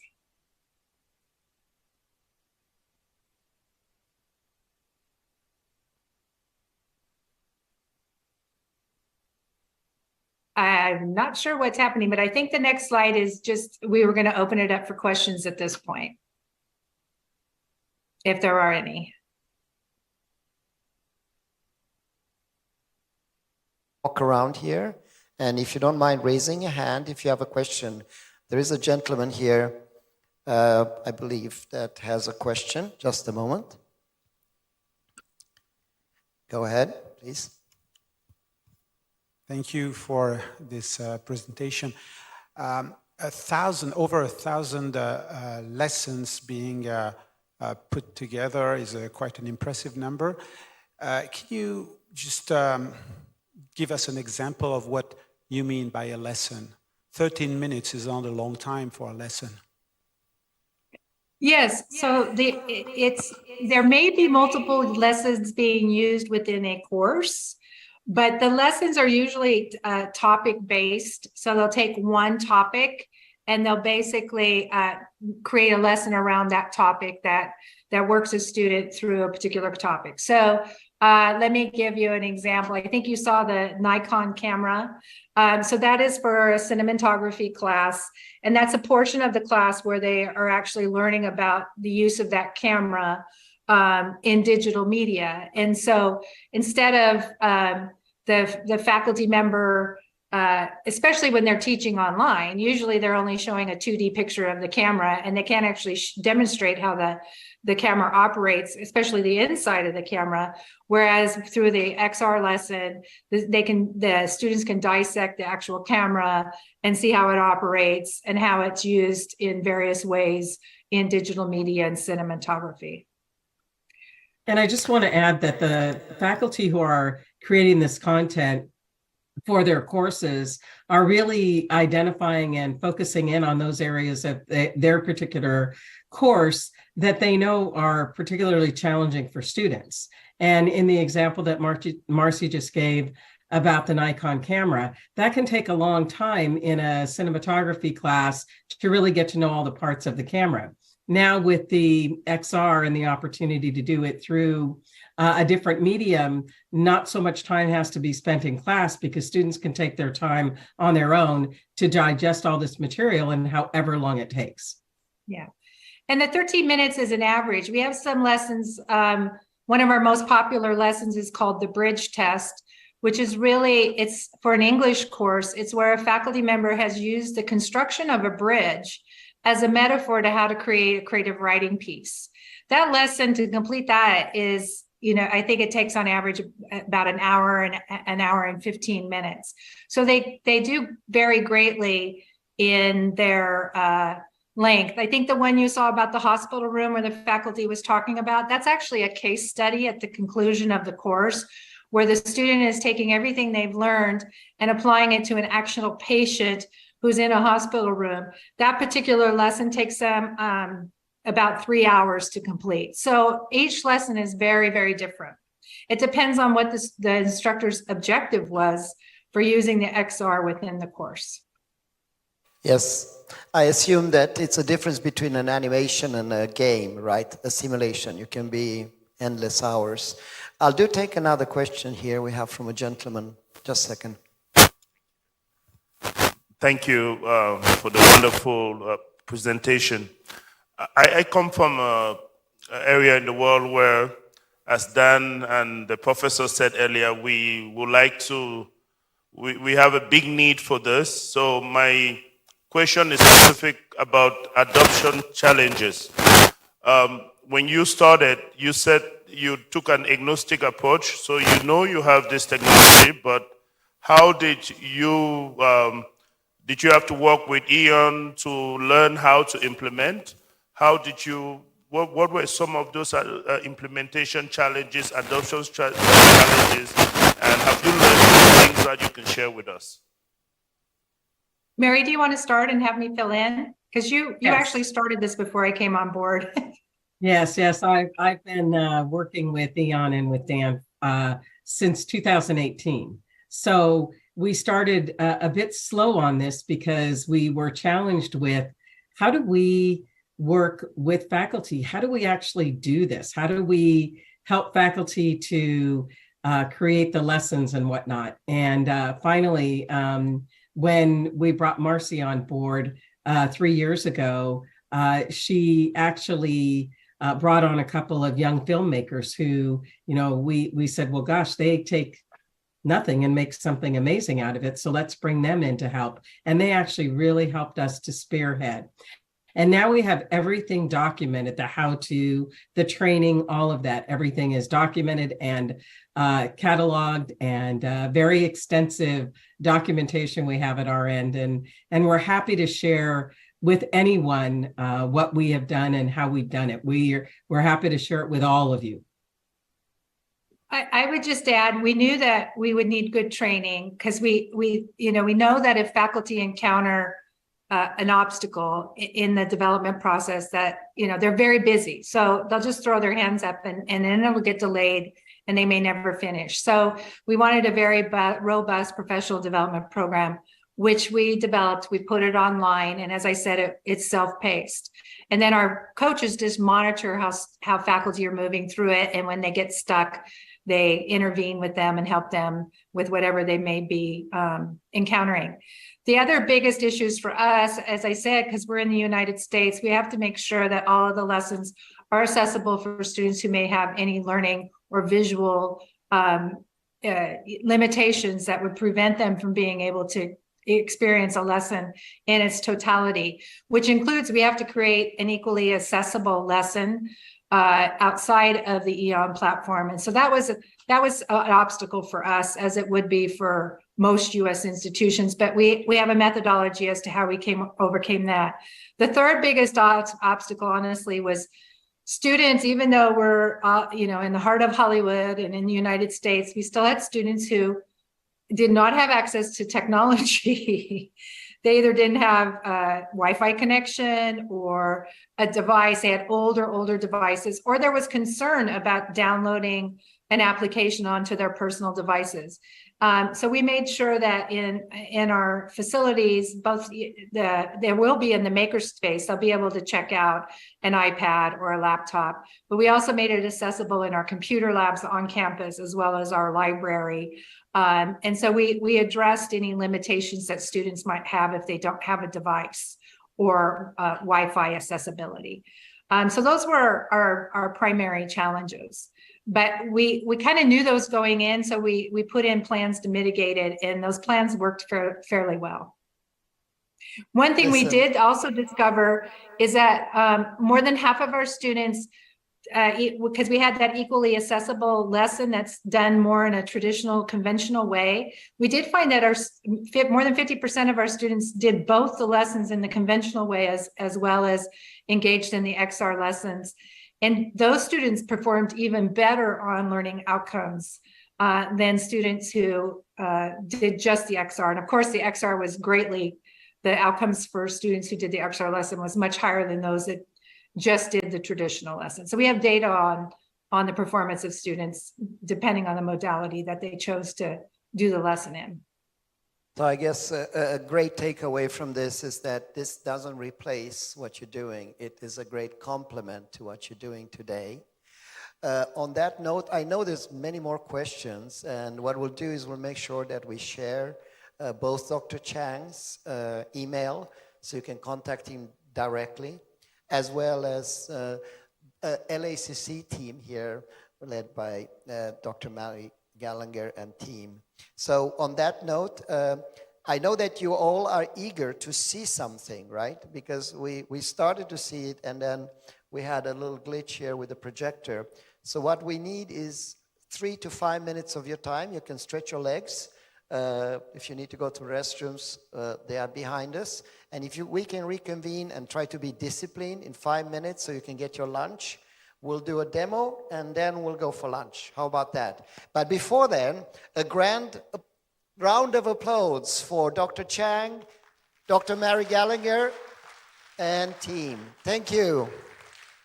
Dan, can Yes. I make a quick announcement? Can I make a quick announcement? You don't know this, Yes, but sorry. Of course. that's okay. You don't know this because I didn't have a chance to let you know, but I'm working with my team at LACC, and next week we meet to see how we can get all of our training up through our extension program, so it could be available to anyone, anywhere, anytime. So I will let you know more details on that as we get that developed before the end of July. But I wanted to let you know that is up and coming. Amazing announcement. And just to be clear, the number one problem, Dr. Gallagher, when I've been to 24 countries over the last few months, is everybody asks, where are the certified lessons? And that's what people want. They want technology, but they want your brain encapsulated in a nice way in this exciting technology. So very good news. Thank you for that. And once again, we'll see you soon. Take care now. All the best. Thank you. Bye-bye. Okay, 5 minutes back. Let's be punctual. Thank you. Yeah, thank you all. And we still have some coffee and tea at the lobby area. So please help yourself, and we will see you back again in the hall in 5 minutes. Thank you.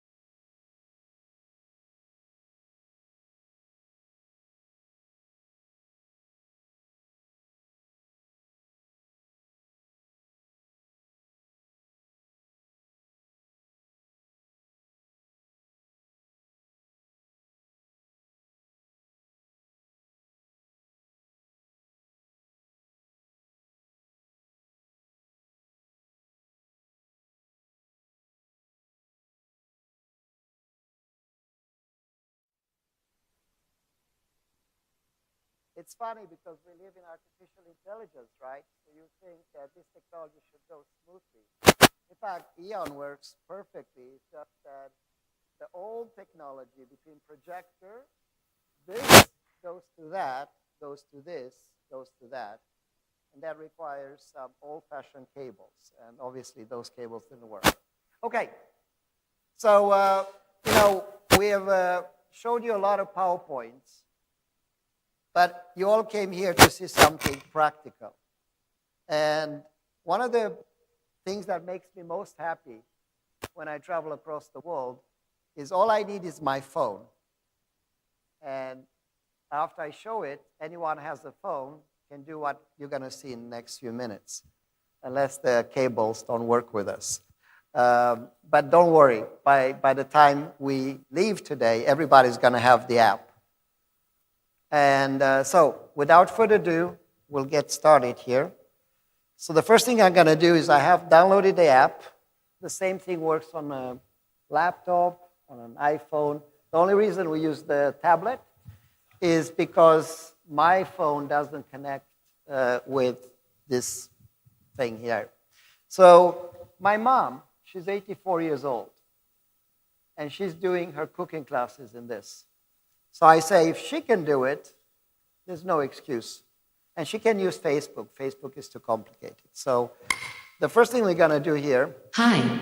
Would you like to create AI-generated or experiences, explore the real world with AI assistance, browse the library with pre-built content, or ask me a question? Please choose one option on the AI portal.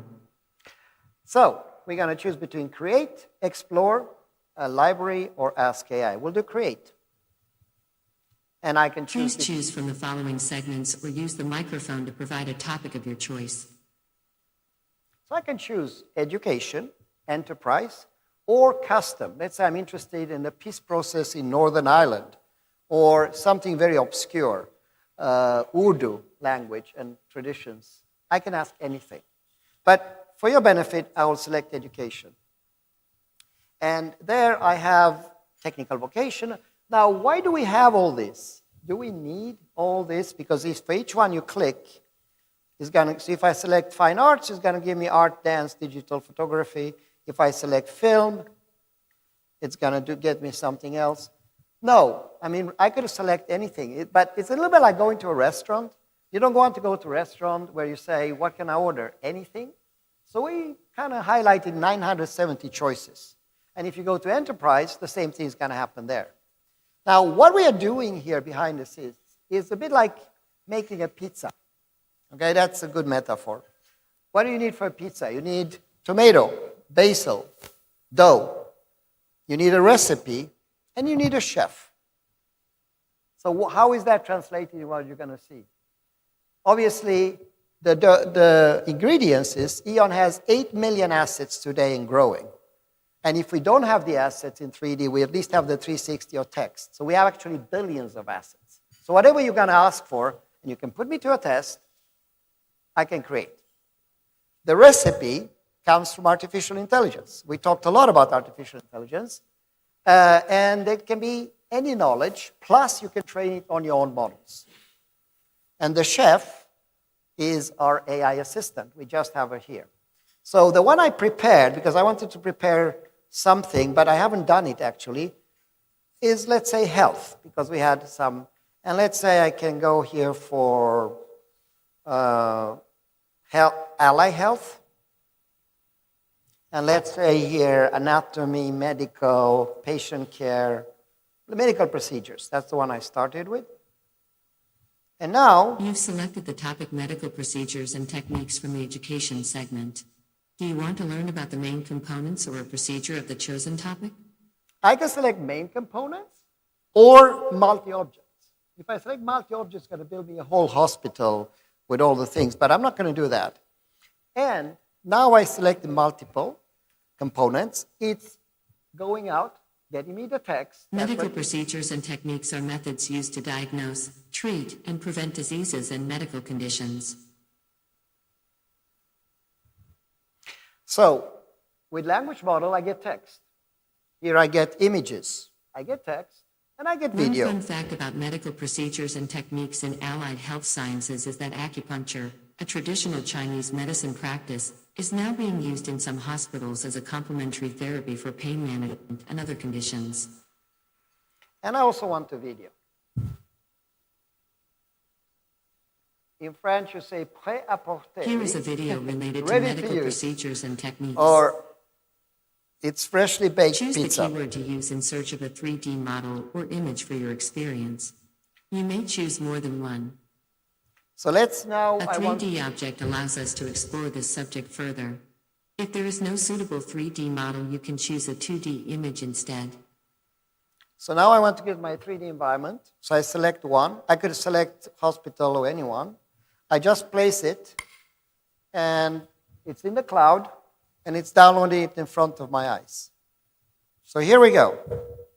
We actually got to go walk Select inside. to explain about the parts or show the process.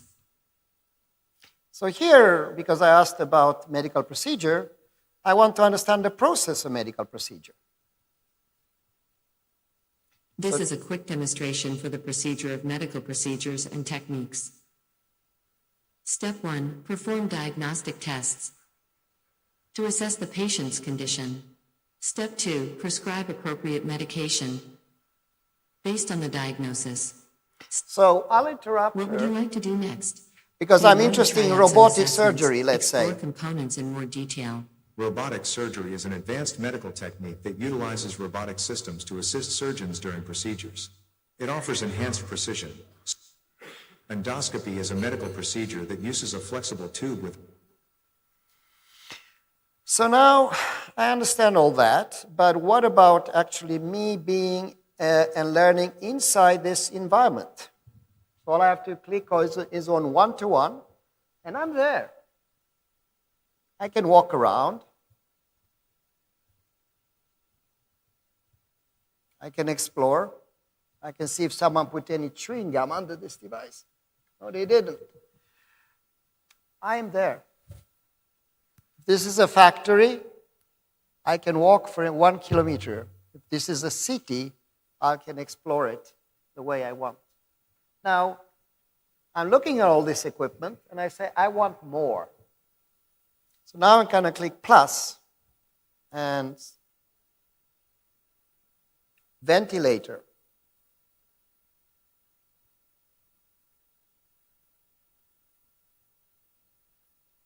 Sorry. Should I click back? So now it's getting me a ventilator. There's a lot of ventilators. I didn't like end. So let's remove the word end.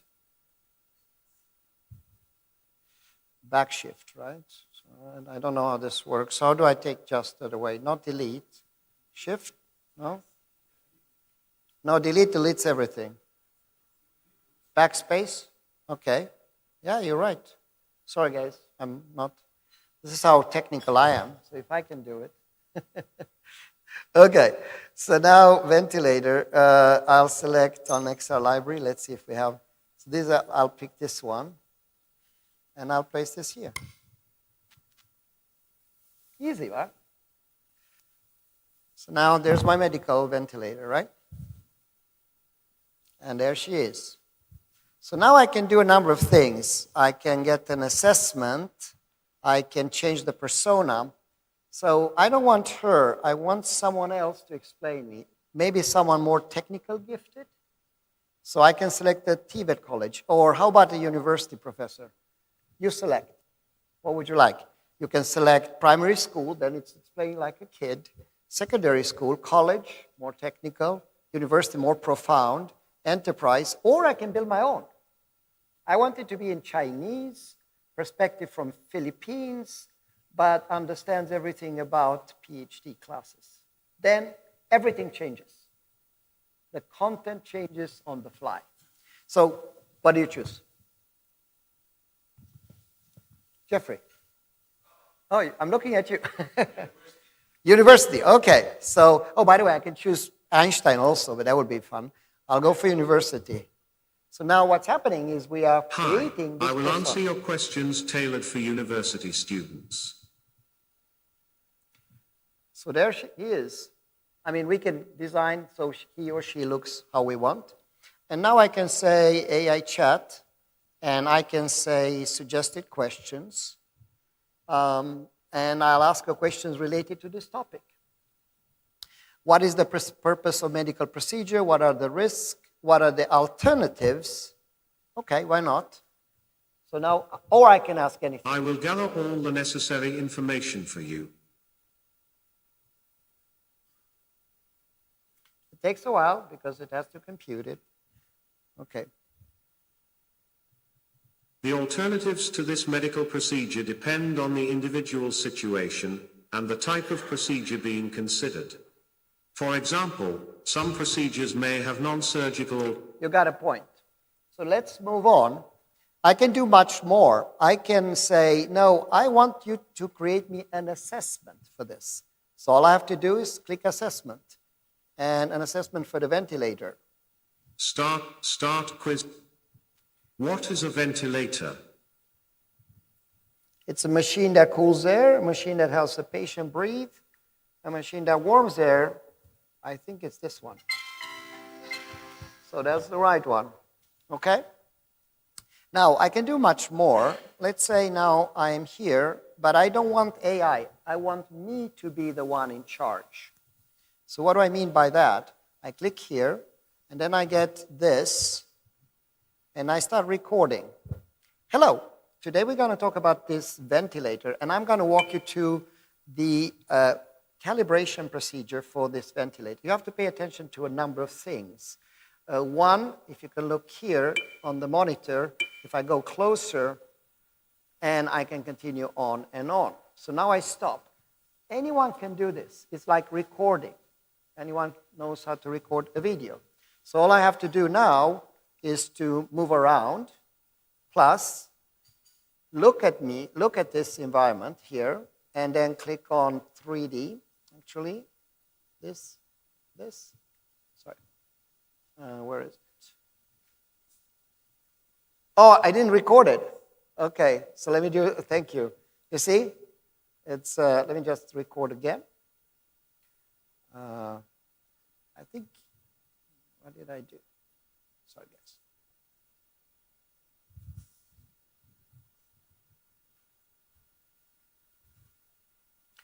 I think I need some help. What did I do wrong? Explain to me. No, yeah. Recording, plus. I maybe pressed the wrong button. Anyway, the point what he's trying to do now is that he's recording a sequence. After he's recording the sequence, this sequence is then stored and replayed. Now, a student can follow that procedure and be assessed in the procedure, step by step. So that's the idea with that. So, while he's doing it again, 1, I got any topic I want. 2, I got any language I want. 3, I get it in text, video, image. 4, I was able to get my environment right there, right now. Next, we were able to do a 3D recording of that environment. You do it. And next, after that, we'll be able to do a 3D assessment. What's a 3D assessment? I've been working 36 years with simulators. In a simulator, you put a pilot, you turn off an engine, you put bad weather, and then after that, you are evaluating the pilot. This is the same thing. First, we show me how to do it, and then we let the student or the person do it. And then AI compares the two and evaluates how effective the person is. So the first thing we're going to do now is play it.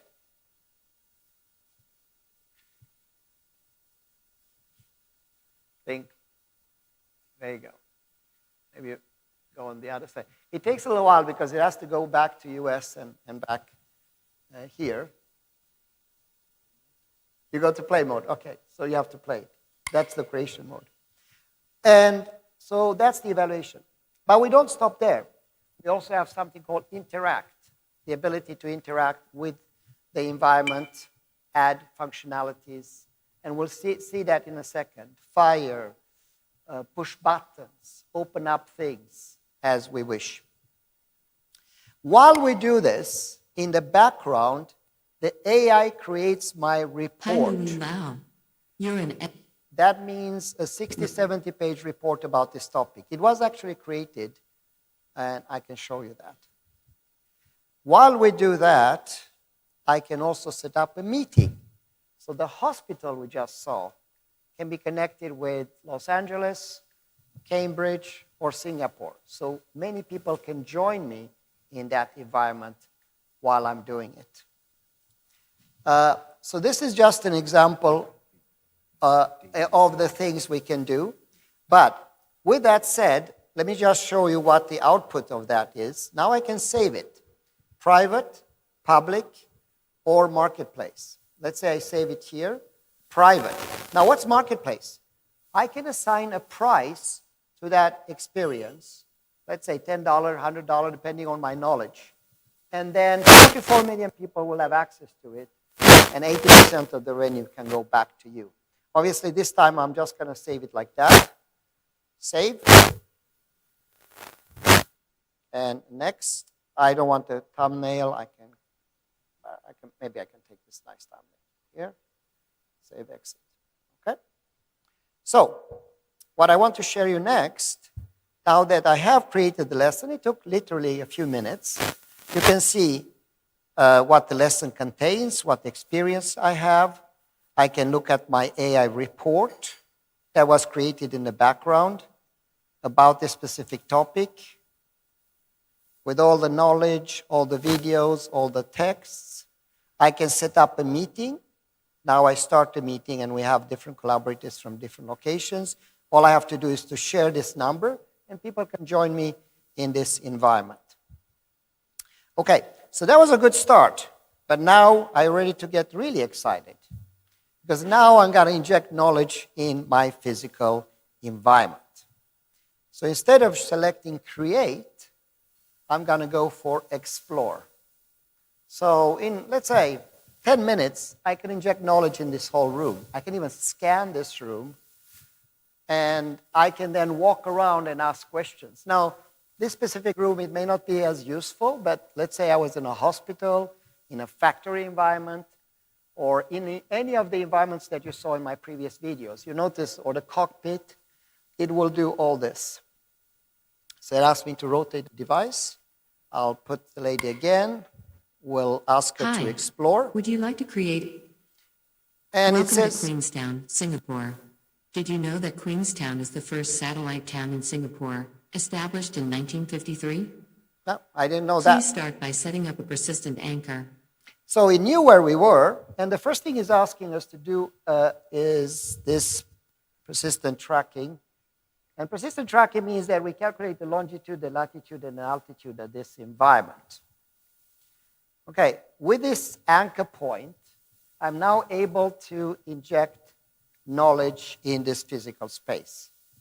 And today, I'm not going to swipe the room, because that's one way to do it. Let's add a real-world annotation. But This instead, will be one of the topics of this experience. I'm going to just use this laptop here to see if it recognizes it.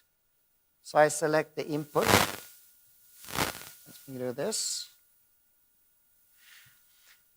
Yesterday, we were at IT. They didn't want me to use this, so they pointed me to one of their, what was it, Mitsubishi piece of equipment.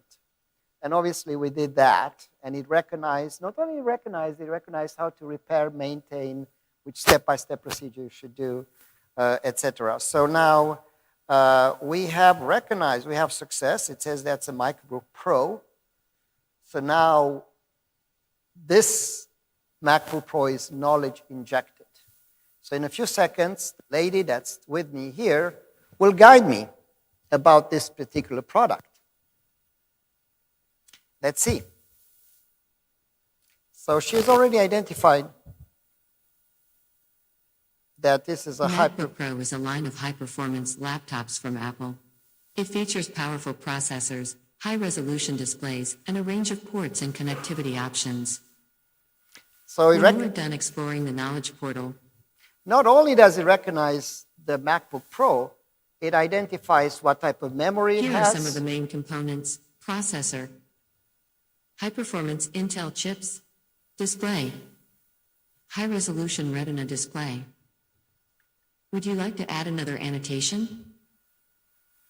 Okay, so without further ado, you saw they took me literally less than 3 minutes to inject knowledge. With IntelliScan, we can swipe a room and inject knowledge in everything.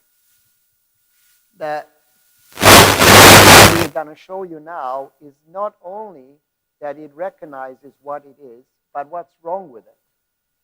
So I was showing an example where I had a picture of a phone, and that phone was connected with a VGA table. And I asked, what's strange about this image? And they said, a phone should be connected with a VGA cable. So it also can reason and perceive. So where is this leading us? AI is not just someone that helps you to create lesson experiences, training. AI becomes your friend, your companion, someone that is always with you and guides you and assists you. For now, I have to use phones and this.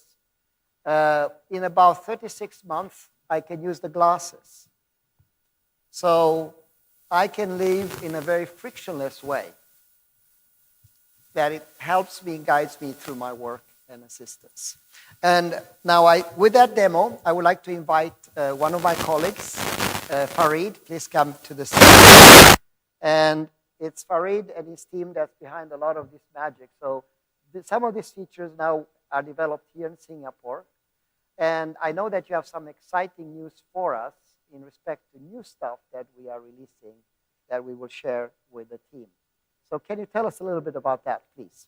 Right. So, so I think some of the stuff that we are trying to work with, some of the that we are collaborating with.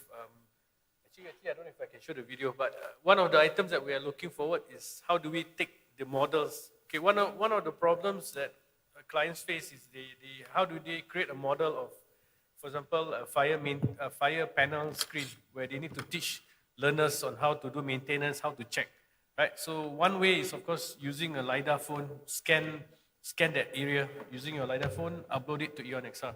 So now you've got a single mesh model inside EON-XR, but how do you then add procedures and process? Because what you want is for the students to be able to do it in the classroom at home, are able to learn the actual process of checking the panel, checking the voltage, checking the wire, seeing the flow. So what we're looking at is just having that single model. We are able to overlay arrows, we are able to highlight certain parts, and we can build a step-by-step guide, which means step 1, this is what you do. Show a 3D markup where to go. Step 2, over here. So I think we have some kind of video to show you. EON procedure. What is it? It's a virtual hand-on interactions to train learner with step-by-step guidance on performing tasks. It has 3 interactive modes: learn, train, and assess. To create, add the procedure information, then add the steps for the procedure, link up to interaction, and you are done. Learners see the procedure information, step-by-step guide, and are able to virtually interact with the 3D object. In this video, learners are guided on steps to raise the fork by pulling the lever. Learners touch on the lever and the fork is raised. What can you do with procedure? Inspection and replacement, cleaning or maintenance procedure, and many more. Let's see an example of a maintenance procedure. Step 1, remove left tire. Step 2, remove right tire. Step 3, remove both left and right upper retaining clip.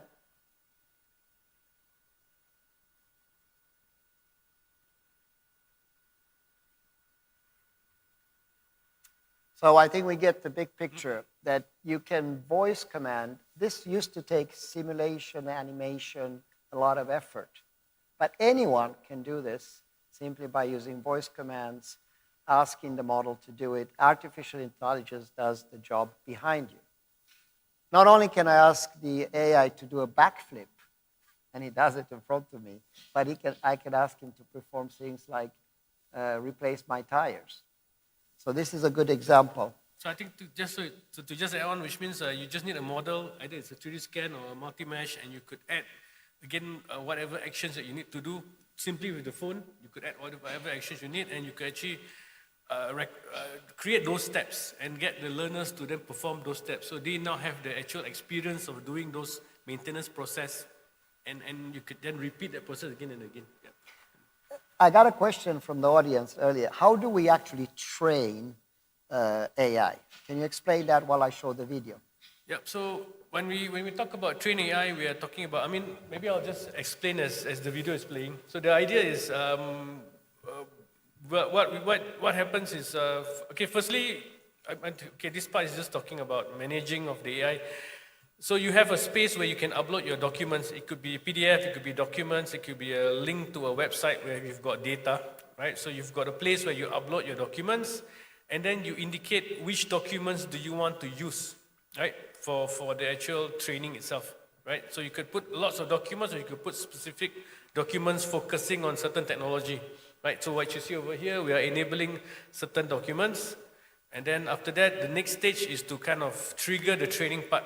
So we trigger the training part. That data is then ingested into the model, into the back end, right? And then you can start to ask questions. It's able to pull the related information and form it properly for you. So you can actually get.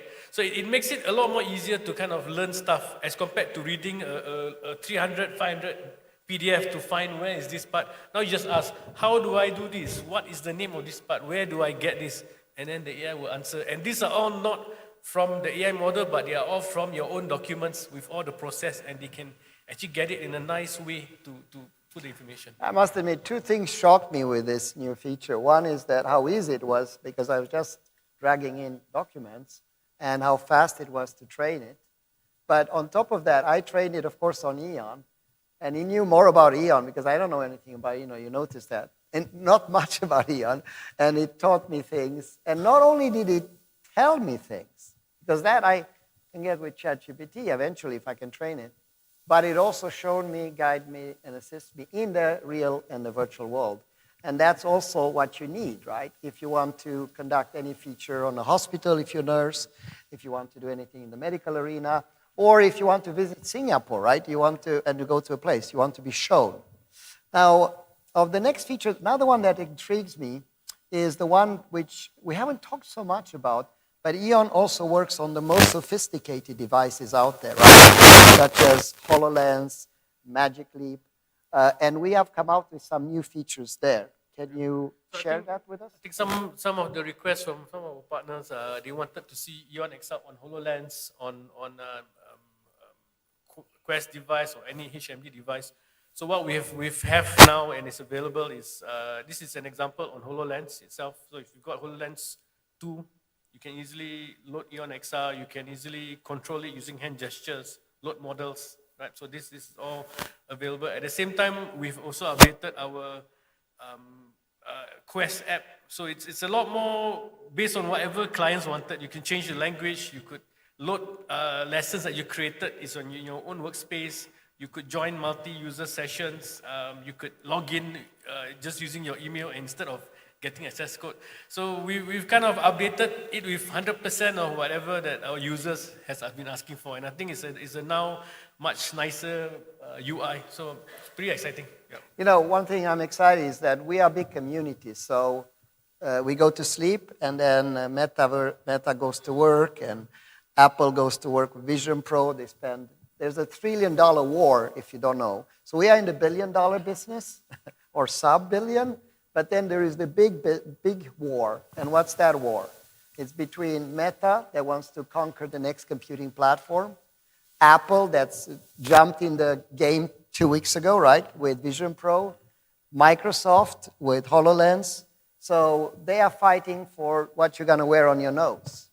And EON is not just excited about that. We are leading the way by supporting all these devices, and our commitment to continue to support them as they become available.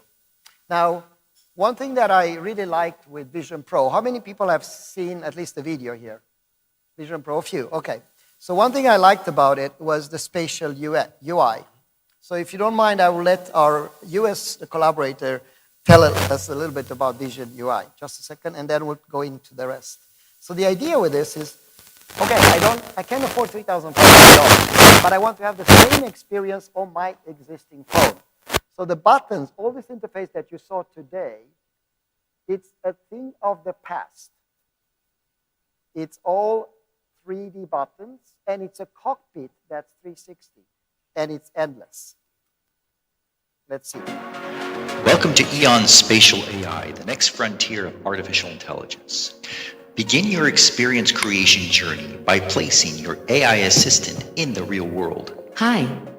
Would you like to create AI-generated art experiences, explore the real world with AI assistants, browse the library with pre-built content, or ask me a question? Please choose one option on the AI portal. Browse through a list of topics and select. So what you see, everything is visual. Everything is easy to follow. The whole idea here is that we create this very enticing environment, but all the buttons now are on the right side. If you're lost and don't know what to do, the AI will guide you. So you really have a very easy way to engage. Anything you want to say about this?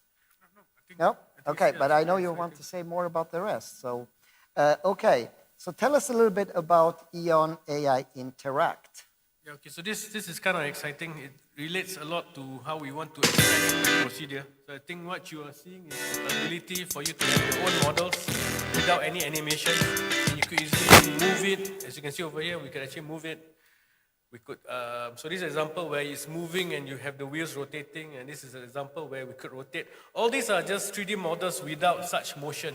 And one of the problems that clients previously requested was, we only have static models, how do you make them move? And now, quite easily, with just a few touches on your phone, you could make the heartbeat, you could make that forklift fork goes up, you could make certain things change, and it's pretty straightforward. Using your phone, within like a minute, and you can have it done. Now, why is this relevant? You know, for the last 70,000 years, the way we learn things is be stories, right? By the fireplace, in the caves. I was watching yesterday a program about Neanderthals, right? So they told stories also. How do we do stories today? Today we do stories with animated movies, Lion King, right? And this animation used to take a lot of time. But with this capability, what we can do is enact those things very quickly. So you can do an animation just by voice command. So this is the beginning and what we're going to launch very soon.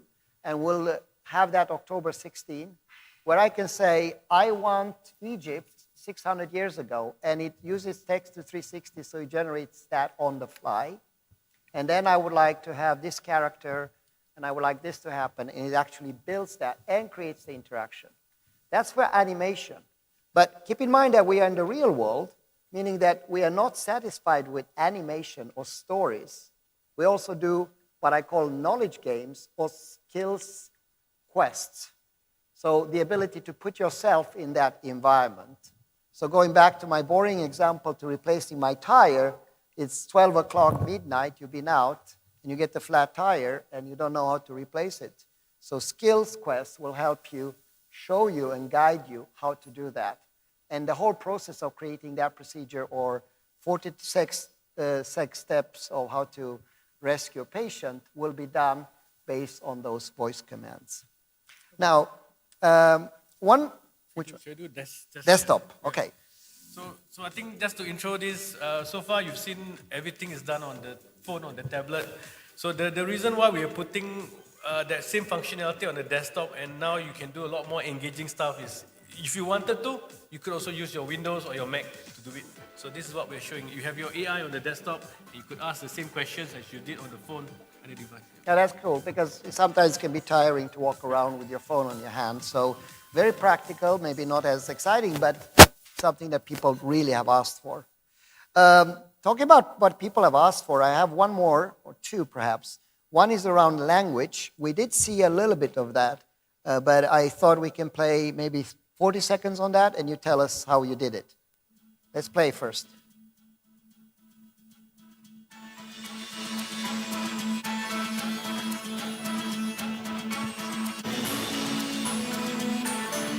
Combien de langues existent-il sur la planète? Il existe plus de 7000 langues parlées dans le monde. Какой язык самый древний? Самым древним языком считается санскрит. Он был использован в Древней Индии. What are the origins of English language? The origins of English language are German. Oh, that was AI. Stopping my video. That's amazing. Chinese language. 2200年，当时以音商文字为基础，发展出汉字。Es ist eine der am weitesten verbreiteten Volume is not Sprachen. very good, but Die you're ältesten speaking German, schriftlichen Zeugnisse English, der deutschen any Sprache language you want, Arabic. We're doing now a lot push in Hindi and many other languages, and we're working with Google to release 1,000 languages by October. That's quite a lot of work there. I think we're pretty much done. Do we have anything left? I think we did it. Oh, there is one, character composer, but you did experience that. So one thing we are committed to is to continue to push the envelope in this field. I know we all are hungry, so I will just say this. I got a question also today is, where is this stopping? What's the next thing, right? What's the next big thing? And the next big thing is AGI, Artificial General Intelligence. And one product that I didn't demonstrate, but we are releasing now, is called AGI Predict. When things change, you can react in many ways. You can react and say, this is too much, I'm going to retire and let the young guys take care of this. Or I can engage in this new technology and lead and create new innovations. And unfortunately, the reality is that 95% of people will be overwhelmed. And I group the people in three categories. People that make things happen, people that understand what happens, and some people that wonder what happened.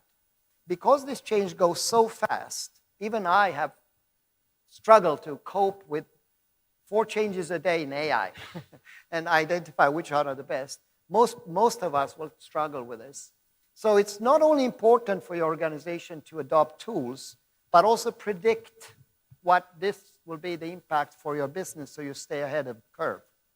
To help you with that, we have now developed a new tool we call AGI Predict. There's a 170-page presentation around that, which I'm not going to show today, but if you're interested, I'm happy to share it, where we help organizations, education organizations, enterprises, and most important, governments, because governments normally are very slow to react to this, to predict what the changes are once AI is as good as us, once AI is twice as good as us, once AI is 100 times as good as us, and 10,000 times. So you're going to see that. And I use this tool on a daily basis. In fact, we get 1,000 suggestions of new features. We only implement 3%. So we have rejected 97%. But we use, this is a method even for our organization to help predict the future and build a future today.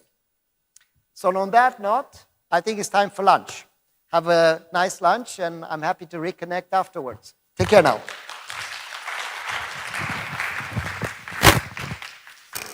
Thank you, Mr. Dan and Mr. Farid, for the presentation, also the demo. So right outside, we have lunch served for all of you, so please enjoy your lunch, and we will see you back at 1:45 p.m. Thank you so much.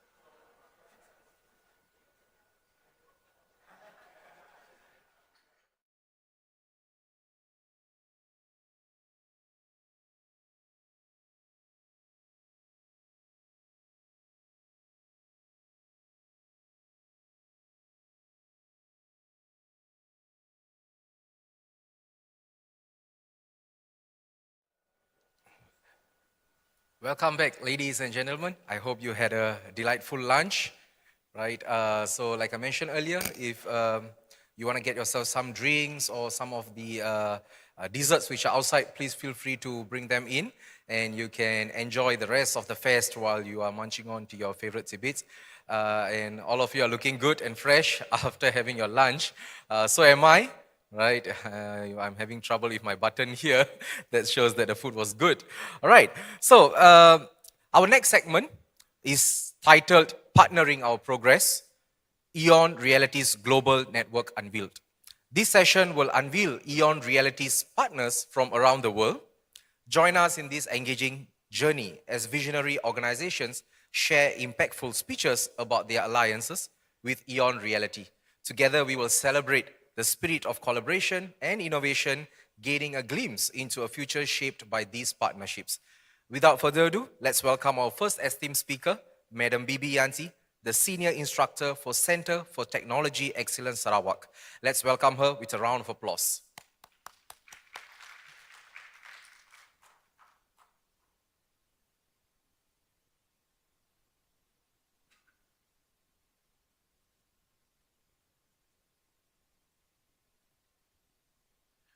Assalamualaikum and very good afternoon.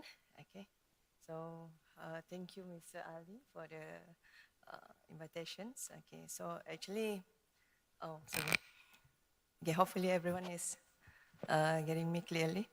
Okay, actually before the event, I'm expecting that I just come in here as a guest, just a normal guest. We're sitting at the back there with you guys, but coincidentally, I believe early last week, Mr. Ali told me that I have to speak in front of the stage, in front of all of you here. So actually, I'm at Syntax here. I'm just one of the instructor, more doing lecturing and also hands-on and everything in front of audience, the classes, and also some of the communities and so on.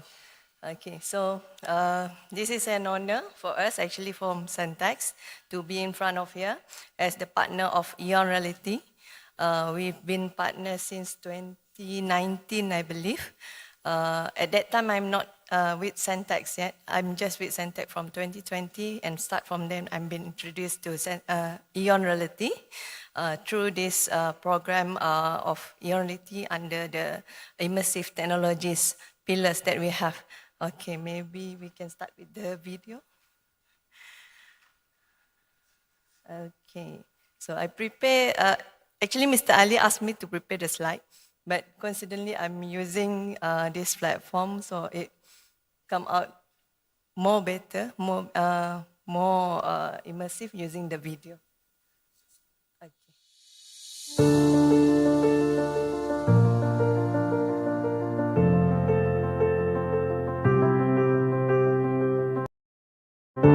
Actually,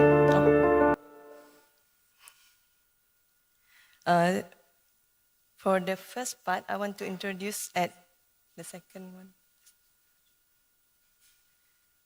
Okay. I believe I should introduce our center, Center for Technology Excellence.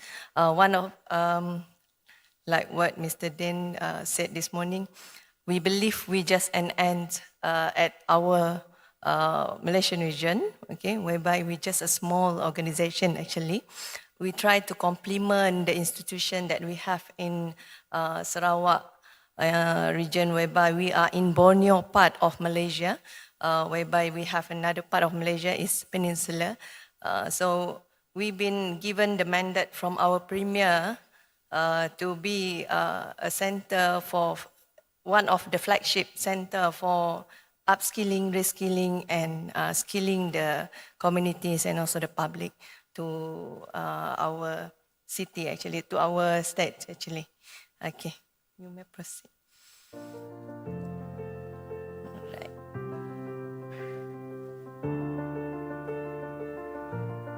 Okay, pause a bit. Okay, So this is what our CEO and our chairman always say when talking about Center for Technology Excellence. We call, in shortly, Centex. We try to provide the best in its class technology training programs. They are beautifully designed, international industry certified, and job tailored. So everything that we want to do in Center for Technology Excellence Sarawak, we want to design it more carefully, more beautiful to complement especially our institutions, our education, and of course our industry that we have in Sarawak especially. Okay. So we have 6 campuses. No, you can proceed with the video. We have 6 campuses in Sarawak. Okay, maybe this one we pause a bit. Okay, so in digitalizing our nation in Malaysia especially, we try to develop these 9 pillars of digital technology because we are embarking our digitalization as our strategic digital economy. So a part of the pillars that we have, we also want to introduce the digital technology applications. So in each of the area that we identified to be introduced to our locals. So one of the pillar, the big pillar that we have here is the immersive technologies. So for these all pillars that we have, and also for these all the digital technology application that we have, we collaborate with big partners such as EON Reality, and also we have other partners such as Huawei, IBM, Microsoft, and a lot more actually. I think I cropped the part of the partnership, should be at the bottom of it. So we have this partnership with a lot of giants company around the world. Okay, that's why if you or anyone from here inside this hall, if interested to come to Centex and see what we have in Centex, we are very open and welcome you to come to our Centex. Okay, just a little bit more. All right, this is what we are doing in Centex together with EON Reality. We're setting up the Centex EON AVR Cluster Center. This is something that I believe in locally in Malaysia, and also even though in Sarawak, we don't have this kind of facilities, this kind of equipment, devices that we already installed at Centex for introducing these immersive technologies. So a part of it, we're doing the training, talent development, and also certification together with EON Reality. And of course, as a learning factory model that we have in Centex, we also introduce and try to develop industrial solutions for our local industries. So maybe at the end of the video, I will show you what is the development that we already developed. Okay. So here is it. This is the center. This is the setting that we have at our center, Centex SAVR Cluster Center, together with EON. Actually, at the first part, when I've been introduced to EON Reality, I'm very excited. When come to Centex, I've been introduced to all the pillars, and the first pillars that I want to choose is immersive technologies with EON Reality. So my wish been granted. Okay? So I've been part under the immersive technologies and teach and also train the talents for this kind of immersive technologies development. So we bring this development, we bring these technologies not just inside our organization, not just inside Centex, not to just whoever come to Centex, but also we bring it out. Last 2 weeks, I've been in Pontianak, Indonesia. We also demonstrate, we also doing the sharing together with the local at Pontianak over there. And we've been connected by EON Reality also with Minds for Meta at Qatar. So we developed some of the models and also development together with Qatar industry. And looking forward to have more connection today and maybe afterwards, if anyone interested to develop this together with us, because what we learn from EON Reality is we learn there's future, but we can bring the future to now. So let us bring together the immersive technology to the masses. Thank you, EON Reality, for giving us the opportunity. Thank you.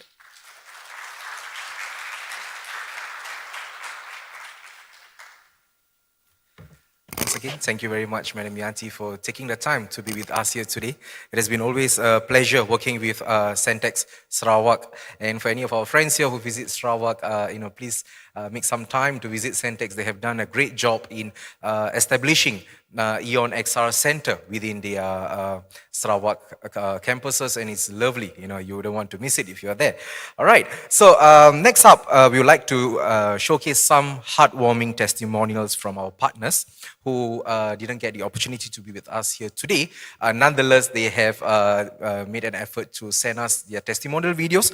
And before we play them, just allow me to introduce them. They are Associate Professor Cosmin from Vasile Alexandria University of Bakau, followed by Professor Omar Tayan from Prince Mugrin University in Saudi Arabia, Miss Floria from Cruza Foundation of Costa Rica. Without further ado, let us watch these compelling videos. Thank you. Hello, my name is Cosmin Gregoras and I am an assistant professor at Vasile Alexandria University of Bacău, Romania. I am really passionate about using innovative technologies in order to enhance the learning experience of our students and to prepare them for the 21st century's challenges. That is the reason why I would like to implement the EON-XR's virtual and augmented reality platforms for subjects related to industrial engineering, chemical engineering, IT, marketing, economic sciences, movement and sports sciences, physical therapy. The platform will allow us to create immersive and interactive simulations of real-world scenarios, such as industrial processes, chemical reactions, marketing campaigns, economic models, and physical exercises. By using the EON Reality, we can transform our classrooms into engaging and collaborative environments, where students can learn by doing, explore different perspectives and develop their creativity and problem-solving skills. I believe that EON-XR can be integrated into the future of education, and, therefore, we are extremely excited to join them on this exciting journey. Hello and good morning everyone. I'm Professor Omar Tayan, Director of Scientific Research and Graduate Studies at the University of Prince Mugrin, Al Madina, in the Kingdom of Saudi Arabia. As Project Manager, we're delighted to be part of the EON Reality family and as a hub in the region to introduce the EON-XR and EON AI technology in the Kingdom and region. We see multiple benefits with the deployment of the EON platform for our students, faculties and communities. Some of the most notable benefits include organization-wide XR deployment to scale for thousands of students, localized content, lessons and IP creation, and finally to become a part of the EON Reality's global academic community for remote learning. Hello everyone, my name is Flora Montialegre and I am the Executive Director of the Costa Rica United States Foundation for Cooperation, a private nonprofit organization focused on catalyzing and articulating programs and initiatives to promote sustainable development and increase prosperity in Costa Rica. We work as a laboratory for innovation, testing and implementing solutions to address the challenges of today's labor market, partnering with local and international organizations, private businesses and NGOs to improve the quality of education and develop our country's human talent in line with the requirements of today's dynamic and ever more demanding labor market. We are very excited to have partnered with EON Reality to advance the agenda for human talent development and establish a state-of-the-art EON-XR Center, the first of its kind in Costa Rica. The center will enable new environments and immersive learning experiences for students and teachers throughout our country, facilitating the development of new teaching models, more autonomous, collaborative, and personalized learning and knowledge transfer. The alliance between Cruza and EON will no doubt generate new opportunities for innovation in learning and education in Costa Rica and elsewhere. Thank you.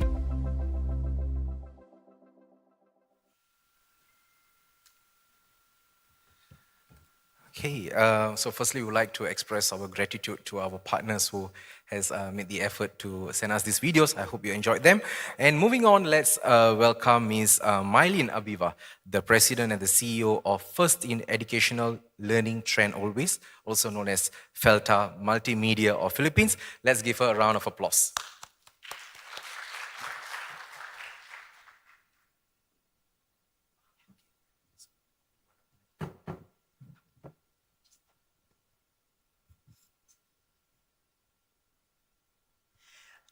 In the Philippines, we say, you know, the hardest part is to speak after lunch. I know you're all full with the fantastic, authentic Singaporean food that we're having here, but I try to share with you some of the interventions that we have been doing in the Philippines, as well as some of the high-level meetings that we have in store for EON. And I know that we're here all together because we're the brave ones to adapt into the new technologies. Felta Multimedia was established by my parents in 1966, so we're almost 60 years old. We're a family business, and we are the owners of the first publishing company in the Philippines. And from books, imagine from books, we have now into robotics, and we are continuing to develop more and more innovations in education. So we started in 1966, and our motto is, we modernize education. The journey of Felta Multimedia started with, our journey with EON started with the TESDA Skills Experts meeting held in the Philippines in Green Sun. And we ventured into the demonstration of EON as using the technology for the skills of the future. So we use this so that we can teach electronics, mobile robotics, without actually buying the materials. Isn't it so expensive if you have to buy an engine, an automotive engine, and then after which you make mistakes or even welding? So this is perhaps the most cost-effective material, or I would say resources that we can offer to our government. We have also conducted actual demonstrations, just like what Dan has done to us today. And with this, we shared with the Technical Skills Development Authority and other government officials how the technology works by using our ordinary mobile phones. Now, we have also, since Felta has been in existence for almost 60 years, we combined the technology with mobile robotics, because we do have a technical vocational school called Felta Tech Voc Academy. And in fact, one of the reasons why we're here today is that we're also competing in the ASEAN World Skills Competition. It's just going to be held at the Suntec Convention Center this coming 23rd to the 25th. So we have now been combining the actual physical robotics with the EON so that we can teach robotics in a more engaging way. In the mobile robotics national competition, we have also been able to be invited in the Technical Skills Development Authority anniversary on August 25 to showcase how EON works in an actual TESDA school and show the government that this truly is how we should train the future of workforce. In the next few days, Dan and I believe some of his team members from EON will be flying to the Philippines, and one of the meetings we have set up, perhaps a suggestion to all our colleagues here, is that we are also meeting with the Department of Interior and Local Government on how to use EON for disaster resilience and for risk management. In the Philippines, we always have about 25 typhoons every year, just like the rain we had this morning, isn't it? So with this, we need to prepare our people. So if anything happens, EON can help us on how to make public aware of fire, for example, for fire hazards, for earthquake, and even for typhoons. So I believe these are scenarios that we can help with EON save lives. In addition, during the 121st Philippine Labor Day, we were able to explain or demonstrate to the government, led by Philippine President Ferdinand Marcos Jr., on how technology can help the future of workforce. So with this, we were explaining, or we were showing AgriBot. So this is an actual robot that we built so it can help farmers to make farming more sexy again. Because in the Philippines, being an agricultural country, farming is thought of as a dirty, poor, impoverished industry. So we encourage our president by inviting him in our demonstrations. With this, we also showcased how EON can be the future resources for training our future workforce. And he was very, very, very encouraged. Without using the ocular goggles, we just showed him using our cell phones and also our tablets. And after which, the day after, he flew to the United States to meet with President Joe Biden. And according to the government officials, he did mention about the demonstration of the EON-XR during the skills demonstration held in Manila. So I believe this is one of the major partnerships between the US and the Philippines and other nations here today.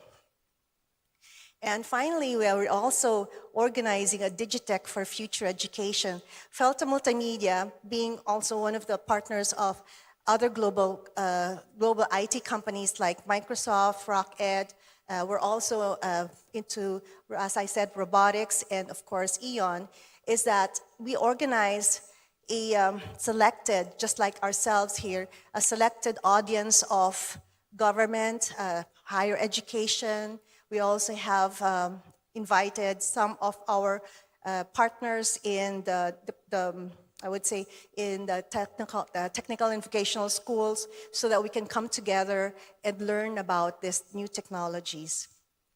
And with this, I'd like to just say that being future ready as we are, and I would say, though that's a school here by Jeffrey, but really, truly, it is really a way for us to really not be afraid of the future. We are all brave being here and really exploring what the future needs, but I would say that we have a responsibility to make this new technology public, and so that other people can learn about it, and so that we can have a better future for our new generation. Thank you very much for your attention, and thank you.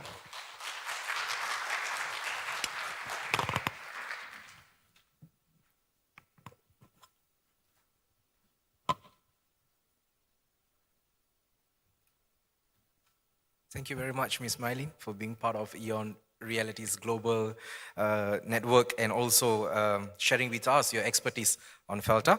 So last but not least, we would like to share a couple of more testimonial videos that has been shared by some of our esteemed partners and speakers who will not be able to join us today here. And before they allow me to introduce them to you, Dr. Luz from Sandals Corporate University, Rector Professor Federico of the University of Genoa. And also there will be a glimpse of Umbria's HoloBeam project, and Mr. Luis from Polytechnic University of Porto Alegre. And also we have one additional video from, just a second, okay, University Peruana de Aplicadas. So without further ado, let us watch these exciting videos. Thank you.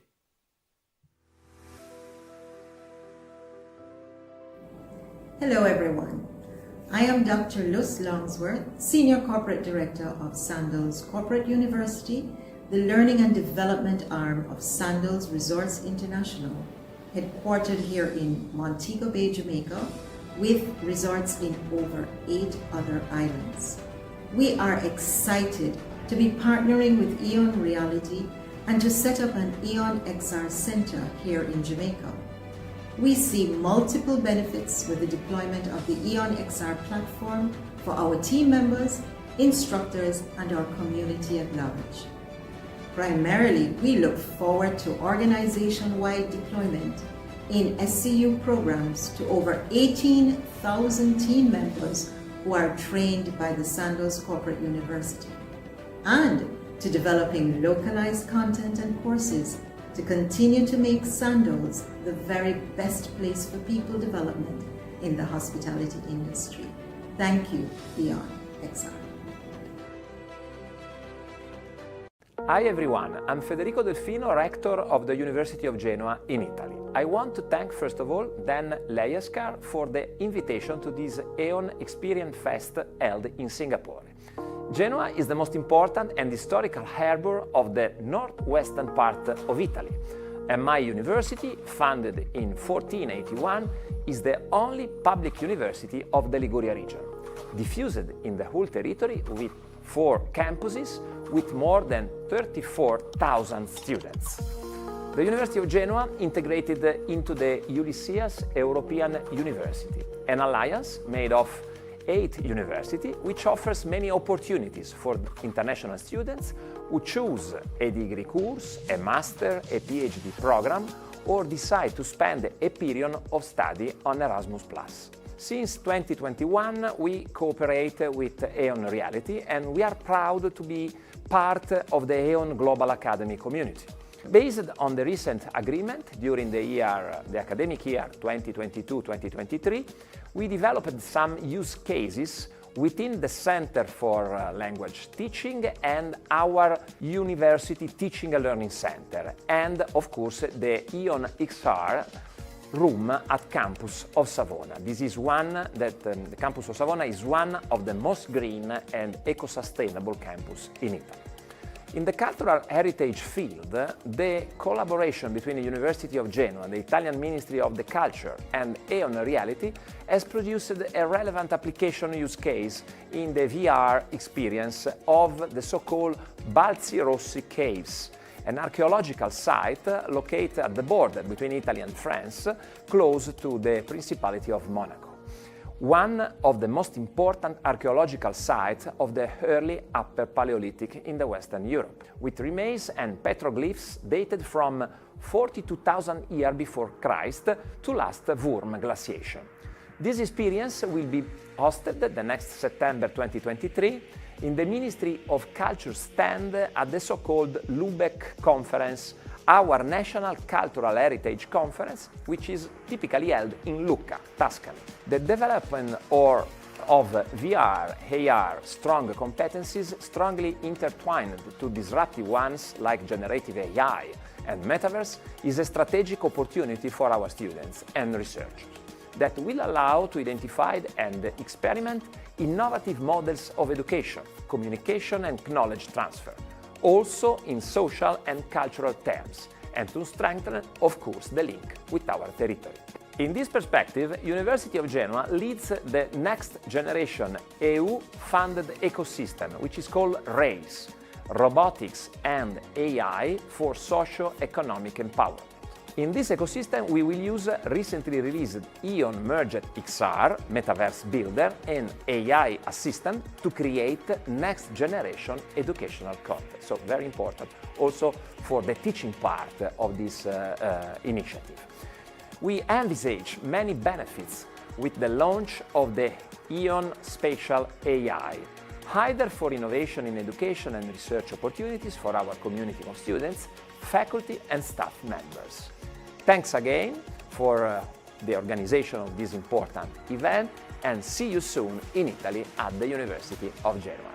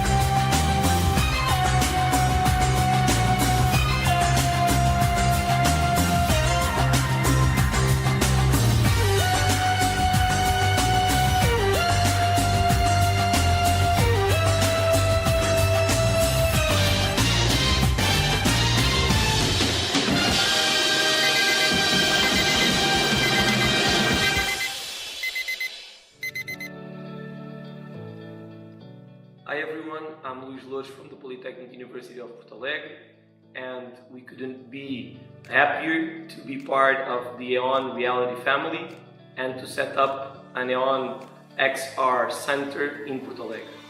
We see multiple benefits in the use of the EON-XR platform, both for our students, faculty, and community.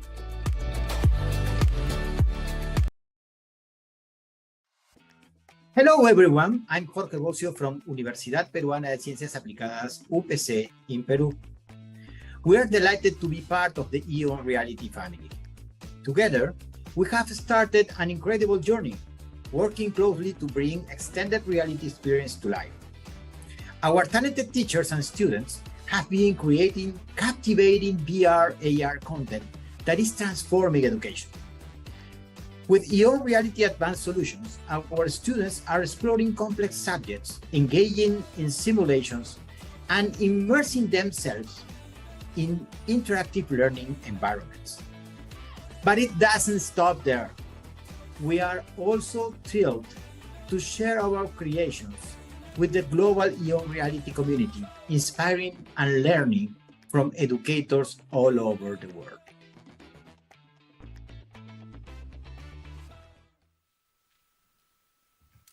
All right, so once again, let's give a resounding round of applause to all of our esteemed speakers who joined us here physically to share their thoughts and about their progress with EON and their business, and also with some of our esteemed speakers who took the initiative to send us these pre-recorded videos. So once again, on behalf of EON Reality, we thank all of you.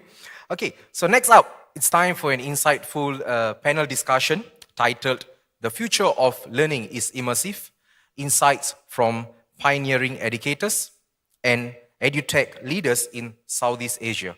Join us as we put the spotlight on EON Reality's transformative role in education through immersive technologies.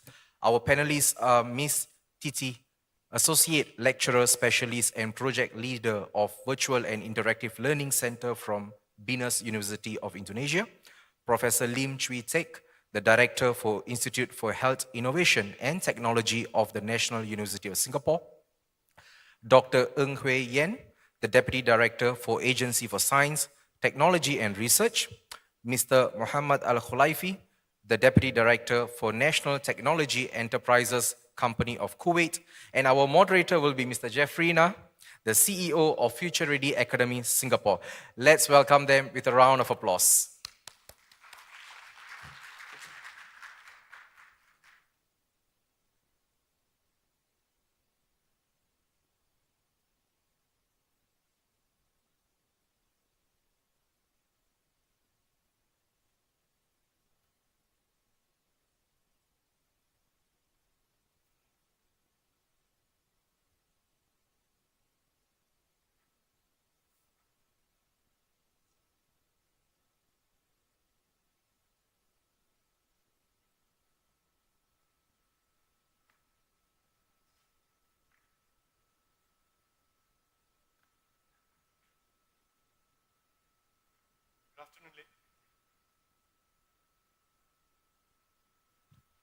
Hello. Okay, it works. Good afternoon, ladies and gentlemen. I thought my voice has disappeared after lunch. Sometimes when you have too good a lunch, two good things can happen, right? Or not so good. So this afternoon, thank you for your time of being here, and I'm distinguished and privileged to have a distinguished panel to share and learn with you about why the future of learning is really immersive. My name is Jeffrey Na. I'm the founder of Future Ready Academy. As earlier speaker Marlene mentioned, the only way in the future is to be future ready, unless you want to be irrelevant. So the only way to be relevant is to have future ready skills. So today we will talk about future ready skills and what does it mean to be future ready, what kind of future ready skills, and why immersive technology in extended reality like EON can help facilitate the acquisition and the knowledge and the skills required to be future ready. So I'm also venture capitalist. I invest in early stage tech startups, so I've seen many disruptive innovations across the world. I've invested in from India to Vietnam to Australia, Indonesia, and in several countries I've lived. 25 years of my life outside the native Singapore. So without further ado, ladies and gentlemen, I'd like to invite the panelists to spend 30 seconds to introduce themselves. First with Ibu Titi from BINUS University. Hi everyone, my name is Titi Indahyani from BINUS University. Yes, shortly I have a video of my university and my projects.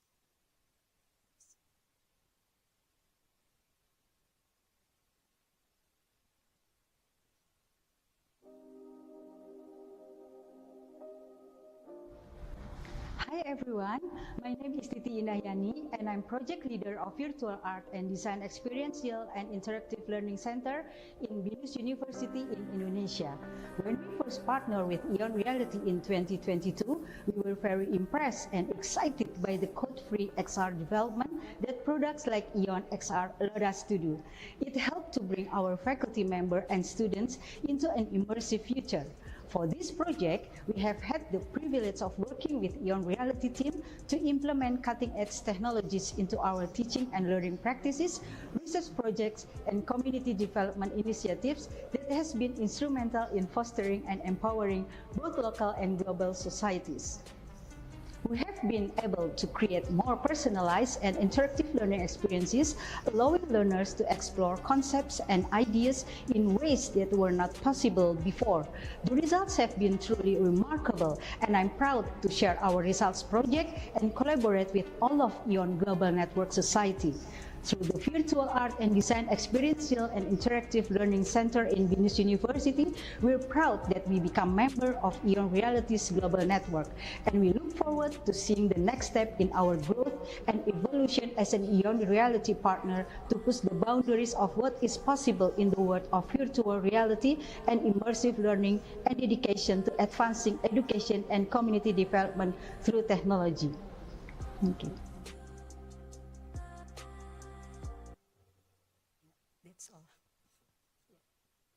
Okay, thank you. Professor.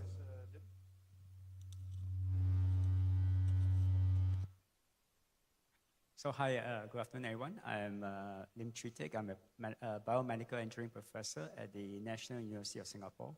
I'm also a director of the Institute for Health Innovation and Technology. And our aim, our vision is actually to advance health through technological innovation. So related to this event, actually we are very much involved in creating what we call a health metaverse.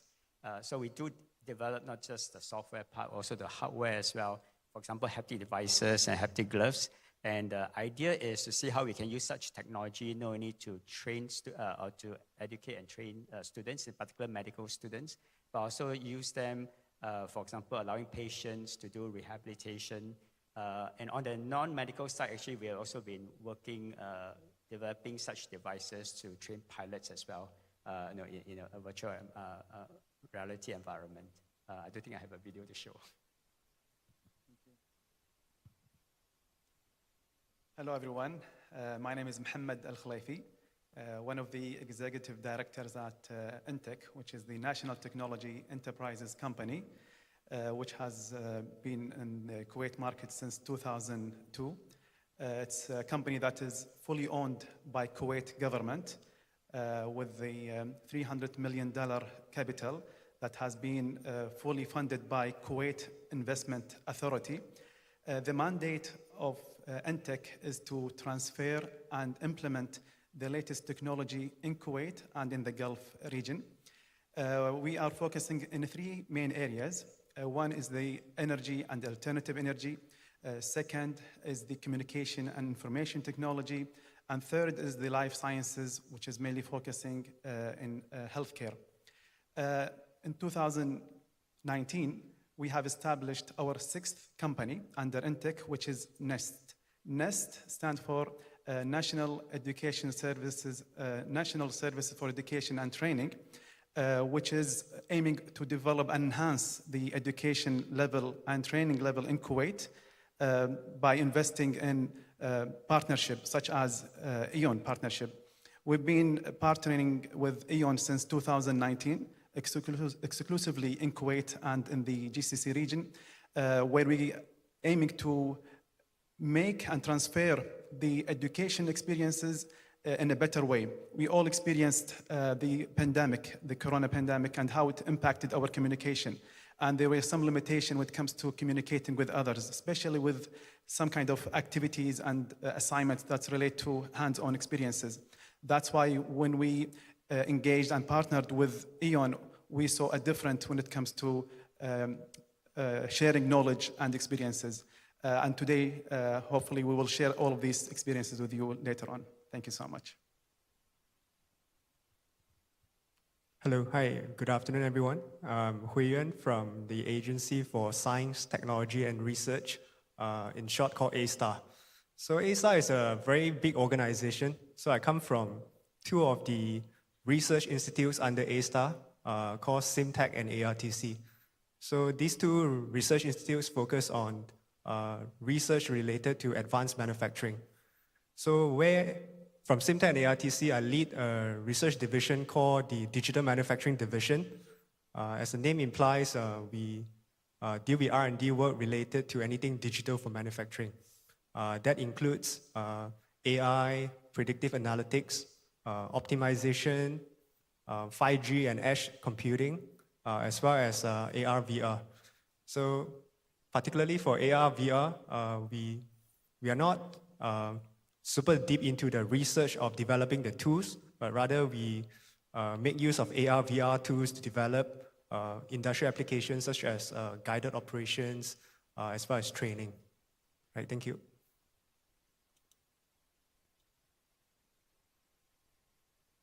So there you go, ladies and gentlemen, from research from government institutions into how technology and empowering the workforce of tomorrow for the manufacturing industries of the future. Mr. Ng Hui Yan, thank you very much for being on the panel. And to Mr. Muhammad Al-Kufali, the National Technology Enterprise Company of Kuwait, empowering education and workforce and deploying virtual reality and augmented reality to prepare the workforce for the future. And Professor C.T. Lim at the National University of Singapore, looking at how technology and automation can power healthcare of the future. And Ibu Titi in Binus, Indonesia, how to build the design of the future with EON Extended Reality. So ladies and gentlemen, there's a lot of experts on this panel, and I encourage you to ask questions later. But first, I'd like to invite Ibu Titi to share more on her project in Indonesia. Ibu Titi, please.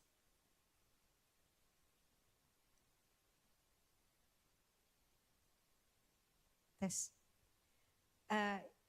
Thank you very much for your time.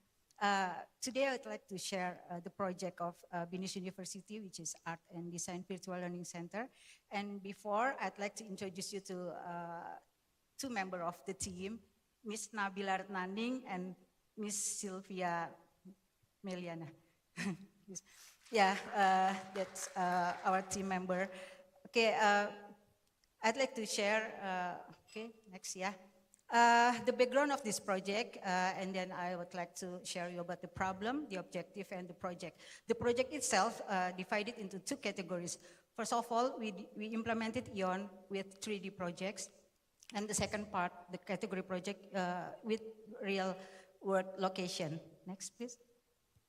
And the background of this project, we have actually, when we find a pandemic situation and also the research that need to be more explored, deeply explored, and hybrid learning and self-development for student and lecturer, and then the broader opportunity from community development, and then the new policy from our ministry, education ministry, which is Merdeka Learning and Merdeka Campus, which is Freedom to Learn and Freedom Campus. Next, please.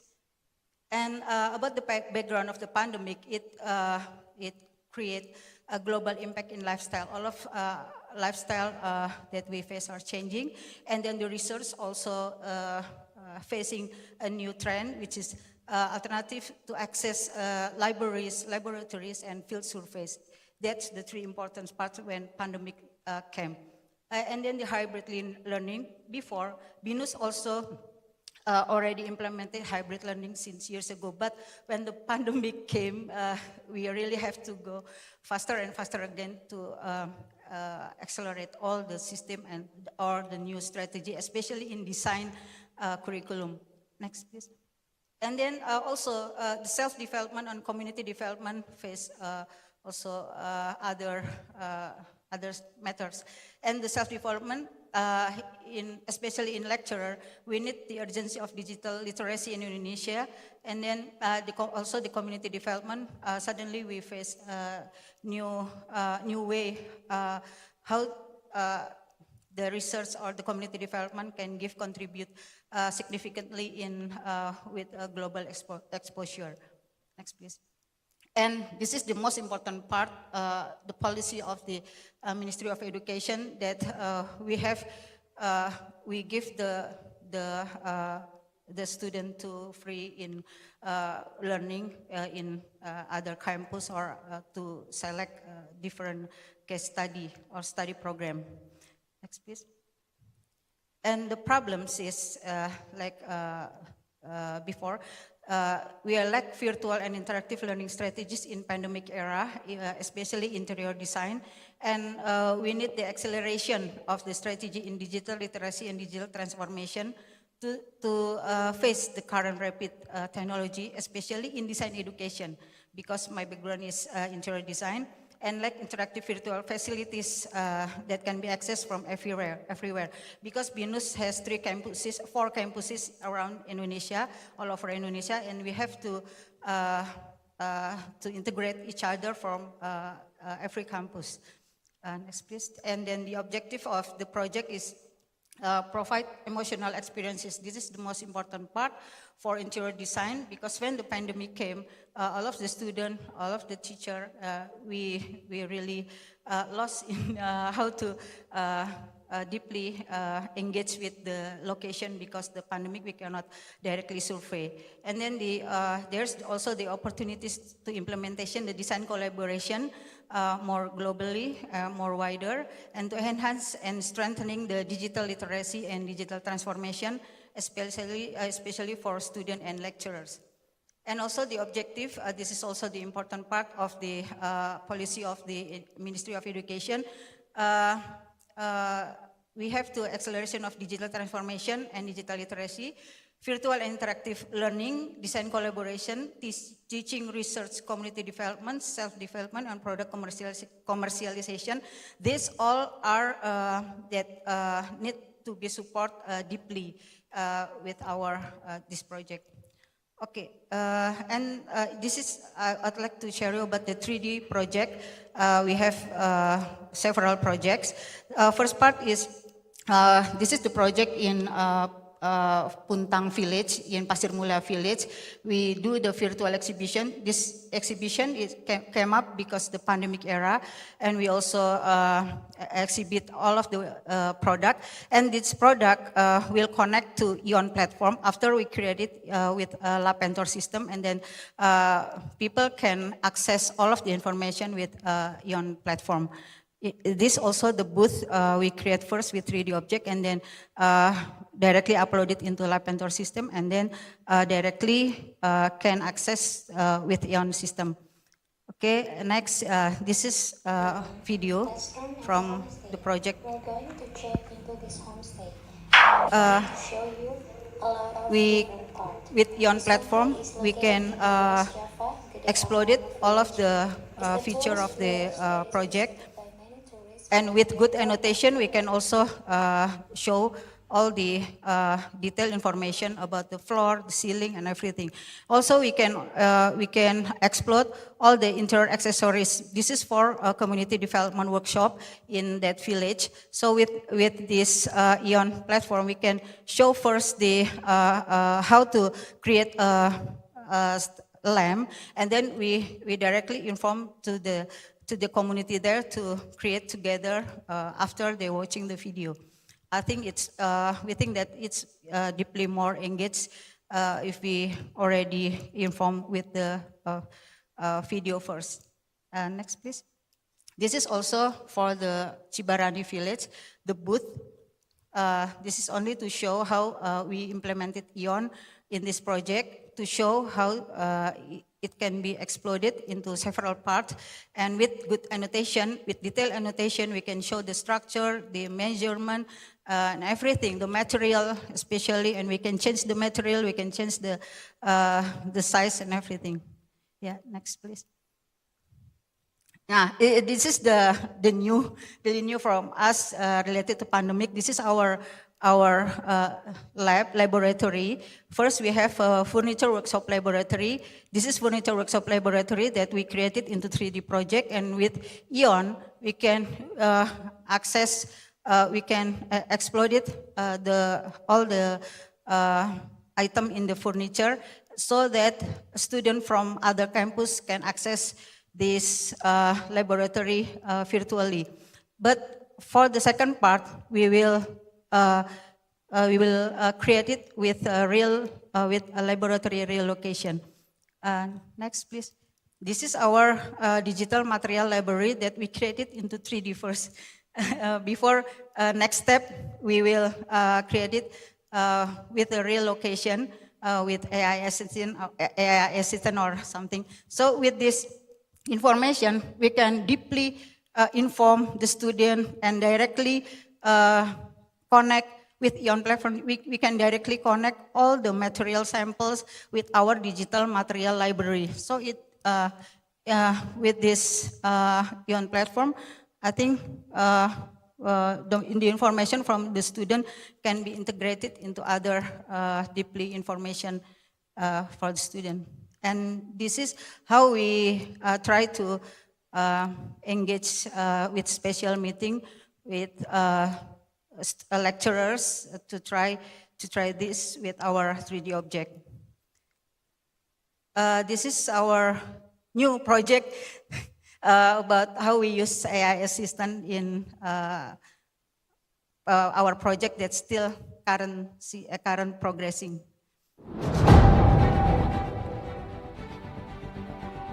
This project is in CHOC Riau. This is the first part. There are several parts of this project. This is the Royal Palace in CHOC.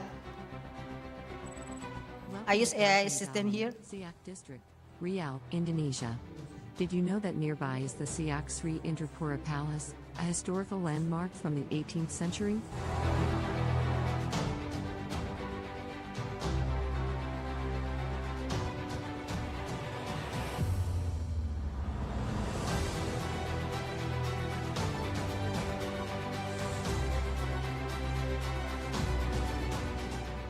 The Istana CHOC bowl is a traditional bowl from the CHOC.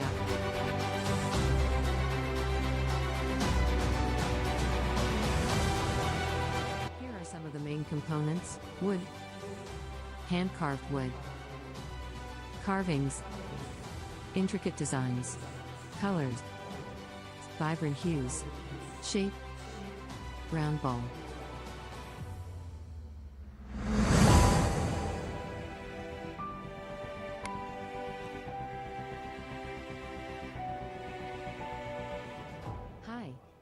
What would you like to do? Create AI-generated show and teller experiences in the virtual world, explore AI guidance and assistance in real world, library, categorization, pre-built content, marketplace and profile setting. Welcome to Sungai Mempura, CHOC Regency, Riau, Indonesia.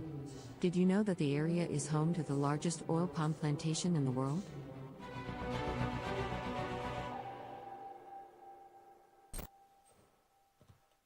Yeah, I think that's all my project presentation. Thank you for your time.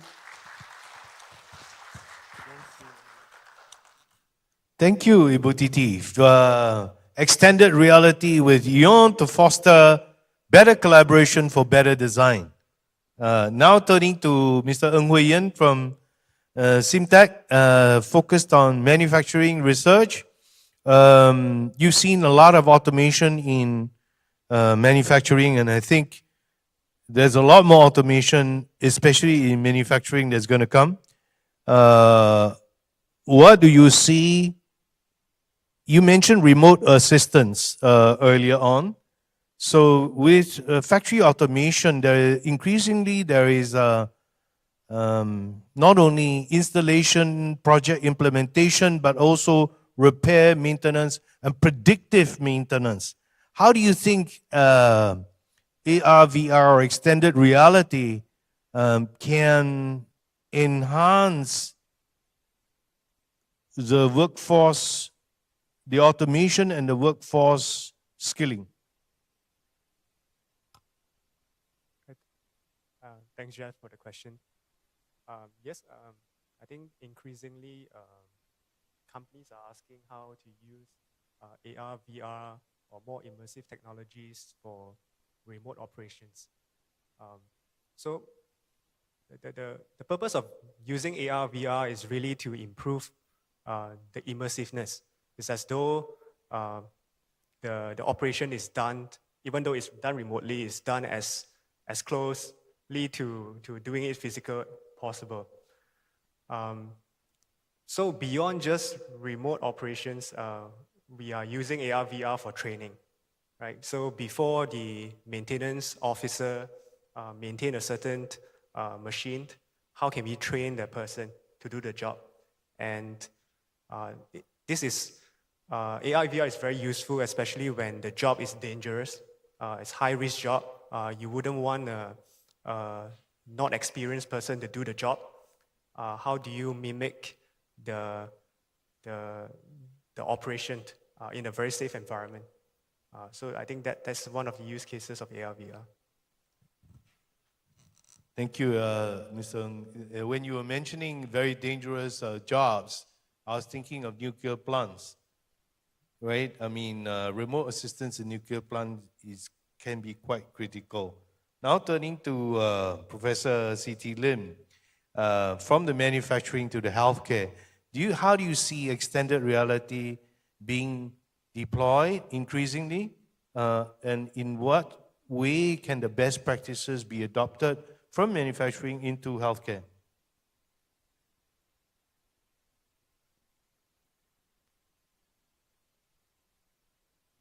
Sorry. Yeah, so I think in healthcare, right now, for example, in the hospital, we are kind of, together with our surgeons, we are looking at how to use for example, the CT scan images to produce into a 3D model of, for example, if you want to operate on the liver, we have a 3D model of the liver, and then we can use that to help us to plan the surgery, how we're going to go about doing the surgery.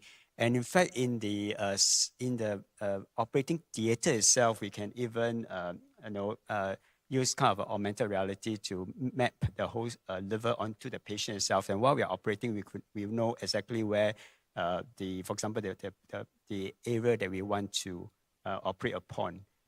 So I think that's actually what is happening right now, because in the past, I think without such a tool, it will be very hard to be able to see really where is the area that we want to operate upon, for the patient itself. But I think in terms of using VR and AR, also, for example, not just in operations, but also for training, for example, medical students, we have actually been also working with our lecturers in the medical school. In particular, for example, we are training students how to do palpation. So palpation involves using the hand to press against your abdomen to see whether there's a stiffening of an organ like a liver or maybe a tumor in there. Right now, what we are doing in terms of using VR, AR is that we are talking about MR now, mixed reality, because we really have a virtual reality a dummy of a patient. It could be someone, a child, adult, or someone who is elderly. And we incorporate many different medical situations. And then what we do is actually we have right now developed a haptic glove where we can actually allow the students to use it to press against the abdomen, and you can literally feel it. And if there's a tumor there, that actually they can feel it is something more stiffer. So that training is meant to enable them to do it first on in the VR environment before they actually do it on the actual patient. And the advantage of using this is that firstly, they can do it anywhere. They don't have to go to a hospital to do it or in the lecture room to do it. And secondly, using AI, we can actually instruct the student. You're doing it wrongly, we can actually immediately correct them. And then thirdly is that we can incorporate actually patients with AI. You know, I mean, we're all familiar with ChatGPT, so the patients can actually respond back if they're pressing against the abdomen or it's too high or not doing it correctly. The patients can actually respond back in a very human and intelligent way. Yeah. Very good. Thank you very much, Professor Lim. Now, you mean, again, it's a similar pattern with manufacturing, remote assistance or workforce training and upskilling, both in the manufacturing and in the healthcare space. What you just described, Professor Lim, is what is already happening, or is it what you hope can happen and will happen? I guess it's both. I mean, now we are working towards that. I think we are at a still very early stage of even at the university itself. For example, in terms of educating or training or teaching our students, not everybody is using VR, AR at the moment, but we are starting to realize its importance. And that in using such a technology, we found that it enhanced learning, and actually knowledge retention more than just lecturing them in a lecturing theater and just showing them slides. Because being immersed in a VR environment actually enhance that kind of interaction. There's more active learning, there's more interaction, and also there's more emotional engagement, which will actually also enhance knowledge retention. Active learning from better interaction instead of just passive listening, more engaging, more immersive, and hence better retention and understanding of the program. So thank you very much, Professor Lim. So you mentioned that we are in the early stages. Obviously, we all know that although change is the only constant, but as with all humans all over the planet, habit is hard to change. And it takes time. What do you think the university systems in Singapore, elsewhere, or any education institution, or even the industry needs to do to accelerate the use of technology to enhance the learning, to create the learning of tomorrow, which is learn by doing and doing by learning? How do you think in your own, how do you envision this learn by doing and doing by learning will become a better reality in our existing institutions, be it industry or academia?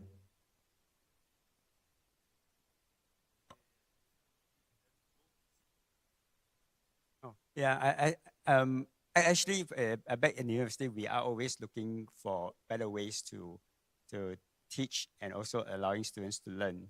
And so I mean, you said about habit, right? People are used to it, but I think we will. I think all of us are always looking towards how to enhance learning, and certainly using VR, AR, so later on the MR will actually be the way to go. I think we are all looking towards that. It's just that at the moment, implementation is a bit more difficult technology-wise. There's so many different types of VR technology to adopt, right? Whether it's Oculus or Vive, and now you have Provision by Apple. So there is a cost towards adopting such technology. And then second, actually more challenging is actually knowledge creation the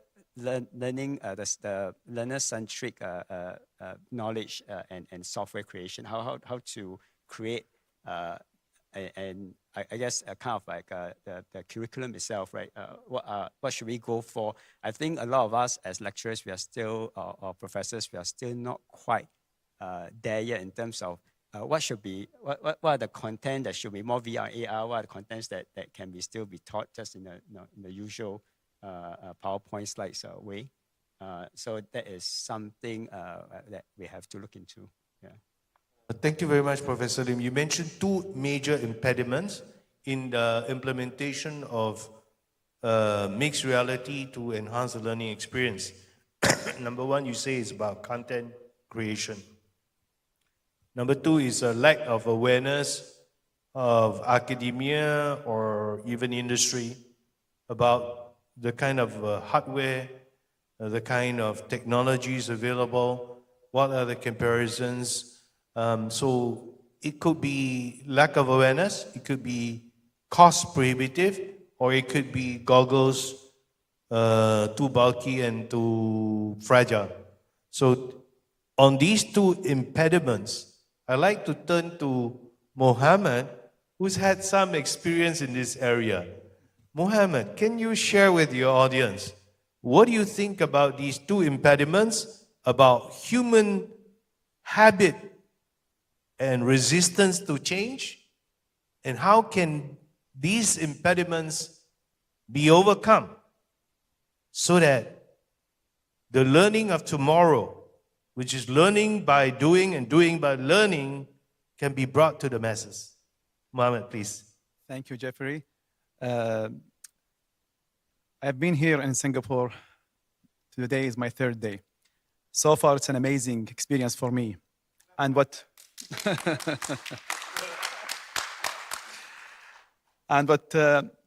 really grabbed my attention yesterday evening, I went to one of the exhibitions, an art exhibition near Forum and Universal Studios.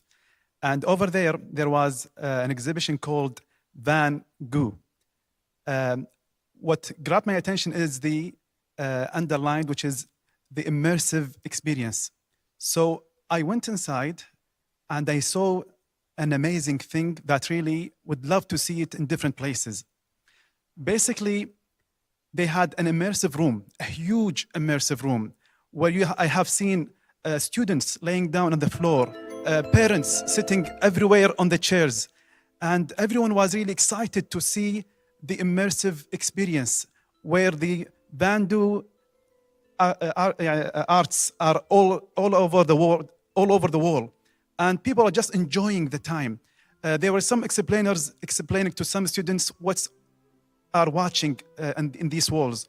And as you can see in this short video, it was really fun and engaging to be inside this huge room where you can learn more about the artist and its work. And for us, sometimes we believe such project had a tremendous cost to bring this experience to the audience. And at the same time, it requires a lot of resources, manpower, equipment to receive such an immersive experience. However, with EON, I think what we are seeing there that may require a lot of money and time to come along with such experience, through EON technology, I believe that can make it easier for us to develop such content where we can have it available for us in Kuwait, here in different places in Singapore and other countries. So I think what EON is providing us is something really of a value. That's why for us, when we saw EON maybe 8 years ago, even before the pandemic, we thought it was not the right time for us to bring it in Kuwait because of the resistance. We know the culture is going to be difficult to embrace such technology.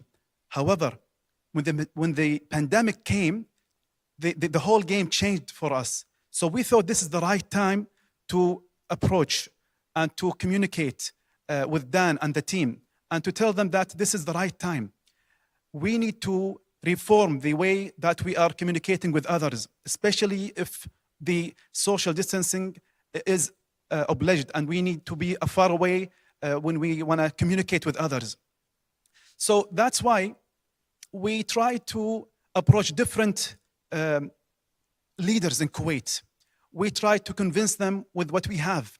Nevertheless, it wasn't easy. We approached to Kuwait University with the Public Applied Authority for Applied Education and Training, different institutes in the oil and gas sector. We have seen some acceptance of such ideas, but still it was really difficult. And we changed our methodology.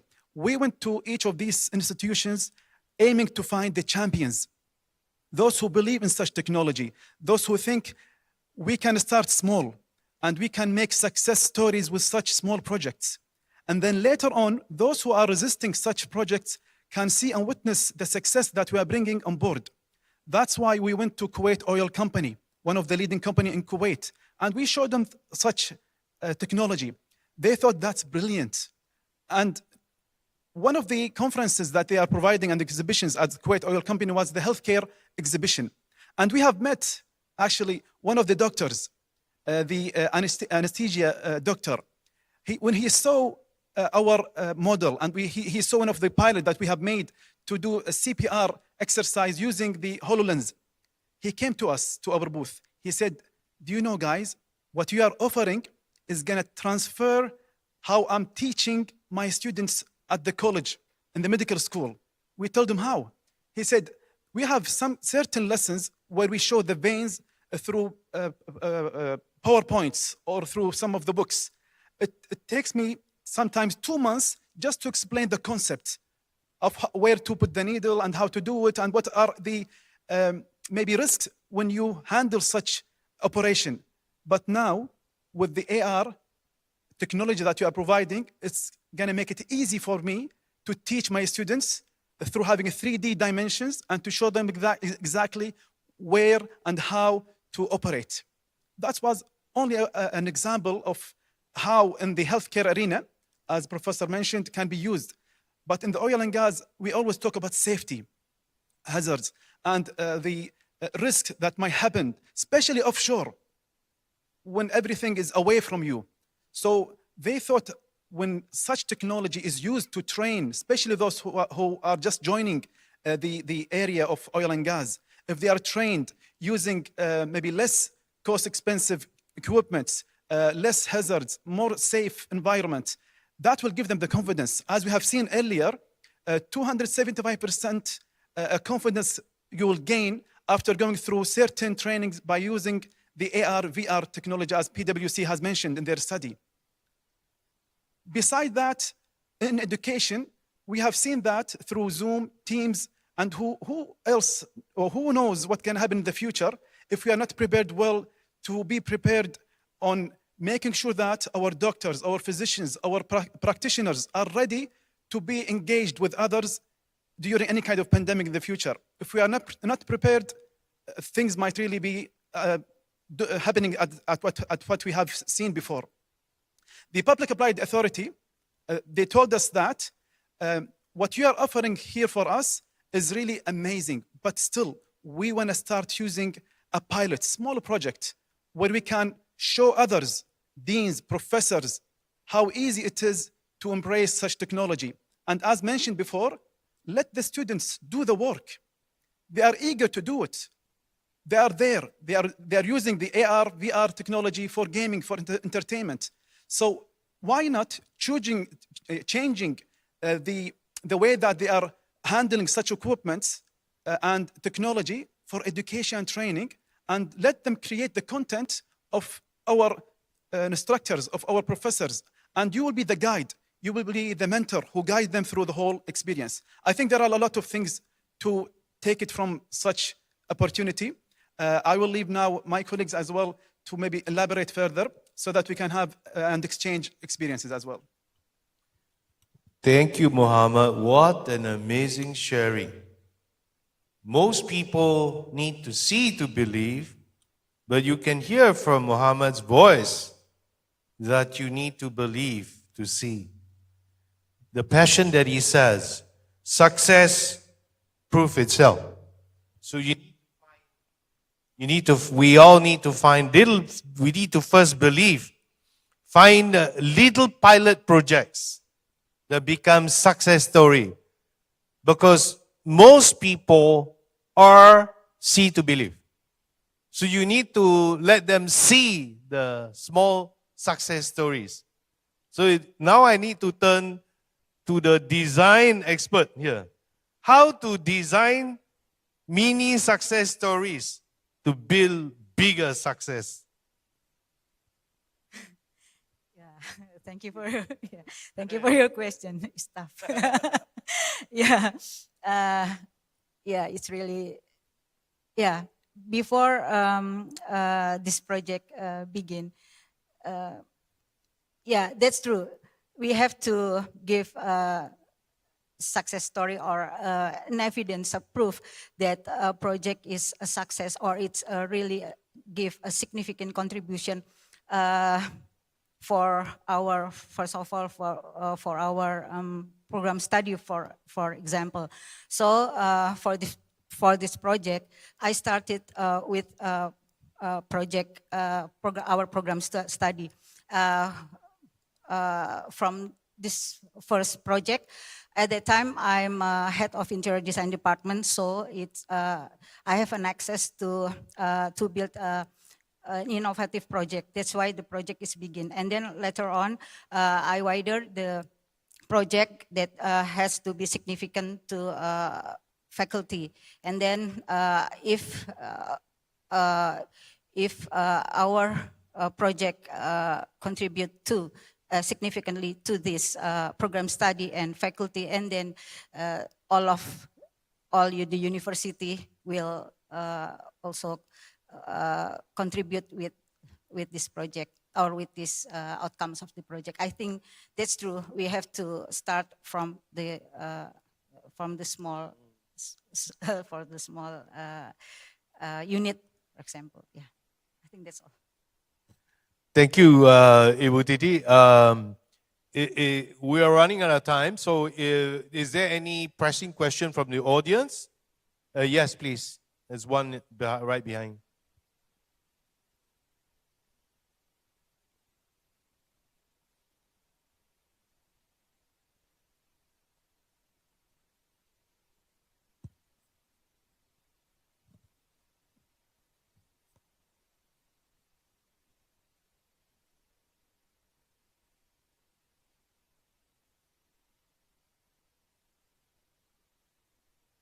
Thank you, EON, for the AR, VR, which is fantastic and improve our life very much.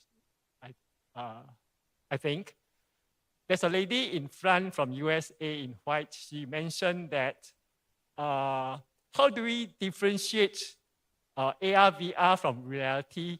How do we know the difference so that we are not consumed by AR, VR? For example, if we use AR, VR to learn swimming, we may still not be able to swim. And then, for example, we use AR, VR to fix a wheel on the axle. If it's too tight, it cannot turn the wheel. If it's too loose, the wheel will fall off. So will AR, VR teach us how to fix just the right tightness so that you will not stationary and not stay there and cannot roll or fall off, it's too loose? Can AR, VR do that? And I noticed that nobody talk about managing ourselves so that we are not controlled by AI. Now we cannot even control ourselves.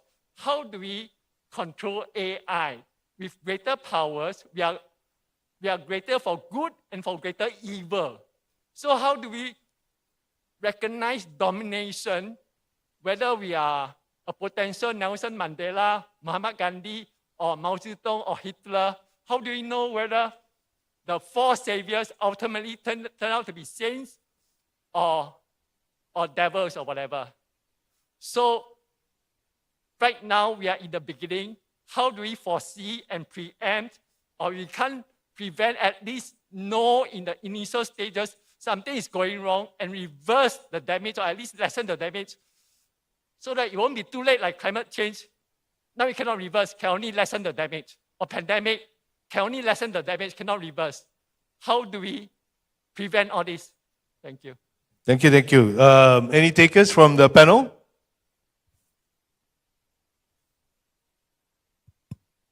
Thank you for your question. 2 days ago, I have read an article that few of the universities in UK who have prevented the students from using the AI in their research and their assignments, now they have revised the whole scenario. They believe that right now we cannot prevent AI to be used by the students. It's a matter of how to regulate, how to manage the use, how to make it available for the students in a way that it will help them succeed in their studies. So those universities, they start to share what kind of regulations should be offered to the students so that they can manage, because it's coming. As we have all seen so far, AI is coming to us. And whether we like it or not, it's a wave that we have to ride it and not to prevent it, because it might break us.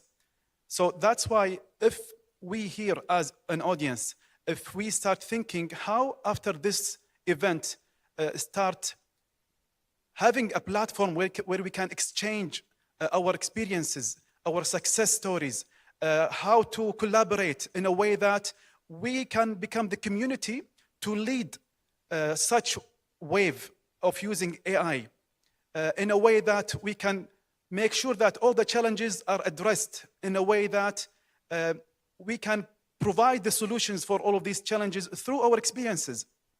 So I think that there is always a way, if there is a will, by tackling such kind of aspect. I think also there is Mr. Adil, you'd like to share something. Yes, I mean, I'd like to add to what Muhammad just shared. I think AI or mixed reality technologies are a tool. A tool like a knife or fire can be used for good, can be used for bad. You can use your knife to cut your food. You can use your knife to kill someone. You can use fire to cook yourself. Not cook yourself, cook your food. Sorry, it would be terrible if you cook yourself. To cook your food or to, burn your house or burn somebody's houses or burn the forest, which is what you get haze from in Singapore a lot. So a tool is a tool. It can be used either way. So like what Muhammad said, we need to have more discussion, more sharing, more mutual learning, so that we use the tool more for good, although we cannot totally prevent the bad. So we need to welcome the tool, but we need to educate ourselves on how to best use the tool for the better good of society. Is there somebody else who wanted to share? So in the essence of time, we will take the last question from Mr. Adil Safar. Thank you. It's not really a question. Hello, my name is Adil Safar. I'm from Kuwait. I just have an out-of-the-box thought for you guys, just beyond what we're talking about. So, thinking about, for example, the 3 popular apps in the world, YouTube, Instagram, and Snapchat. What are they without the content they are being spread all over the world? So content is king. In my view, EON should invest on their app to do 2 things. Number 1, modify it in such a way that it's extra user-friendly, open for public, where they can spread the content. Number 2, invest in finding those pluggers, similar to what they did in Instagram, similar to what they did in Snapchat and YouTube. With those pluggers, they can develop content. The content creators are very important. There are a lot of intelligent individuals in the world who can help us make this journey easier and faster. So think out of the box, create more content, promote creating content, not just through what we're doing today, universities, medical. This is the obvious thing. This is the key. Those guys will come. But we need more content in the world to make sense, to say the wow. Where is the wow content today? If you do that, and I think we could, this can speed up this experience worldwide. Thank you very much. What an amazing sharing to end the session. Ladies and gentlemen, big round of applause for my esteemed panel, I think, who has shared really golden nuggets for today. Thank you, ladies and gentlemen, for your participation and your attention. Thank you.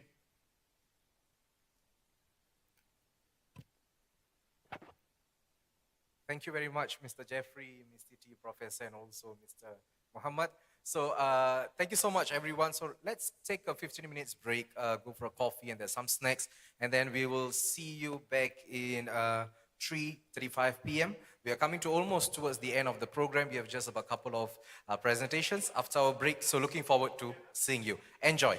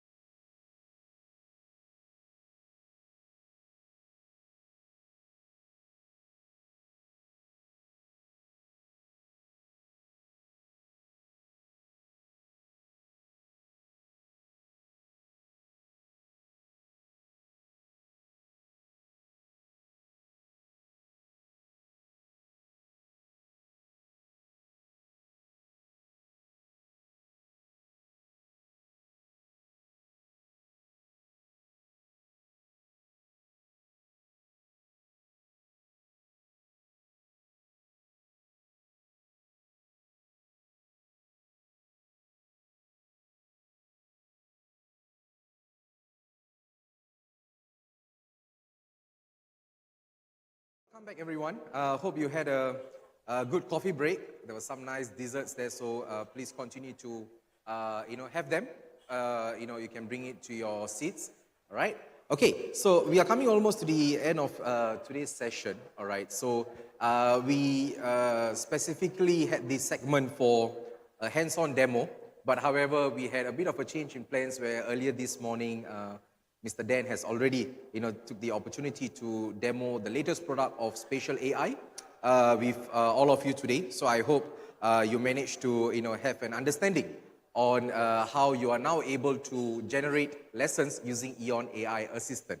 Okay, so, but along the day, we had some queries from some of our attendees today asking us that, how do we explore the basic lessons?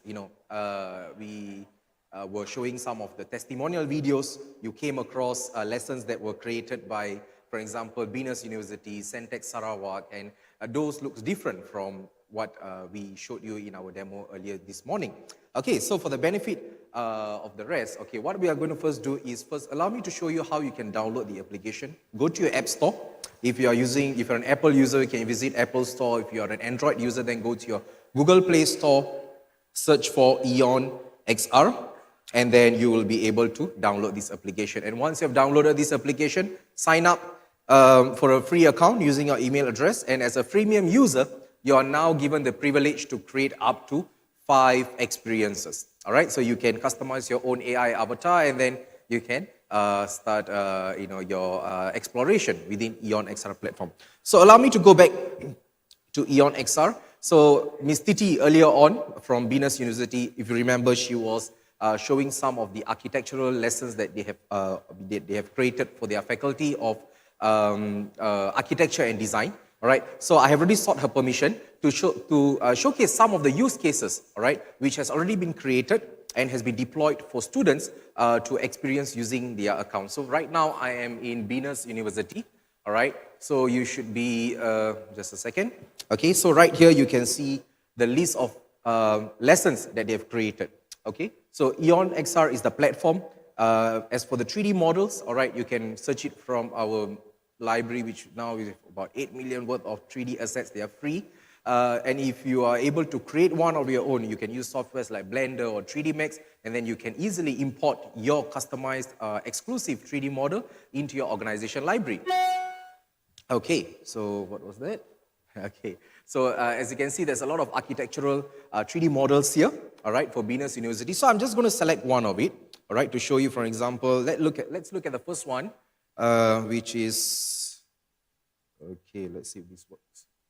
Does it work? It doesn't. Okay, that's fine.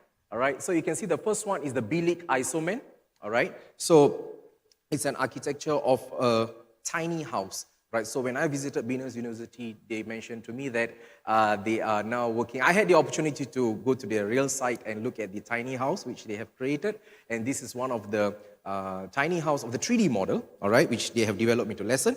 If you scroll down, you can look at the lesson composition. They have audio files, video files, PDF, and even assessment to test learners' knowledge. All right. So if you are going to teach them about architectures, then probably you can put some assessment questions and other kind of assessment materials for your students to do them. Okay. So I'm going to select Start Experience. So for the EON-XR based model, all right, you're always allowed to, you have the flexibility to launch the lesson either in AR mode or touch mode. All right. So basically, touch mode is you can use your desktop, laptop, or your iPad, mobile devices. All right, you can view them in touch mode.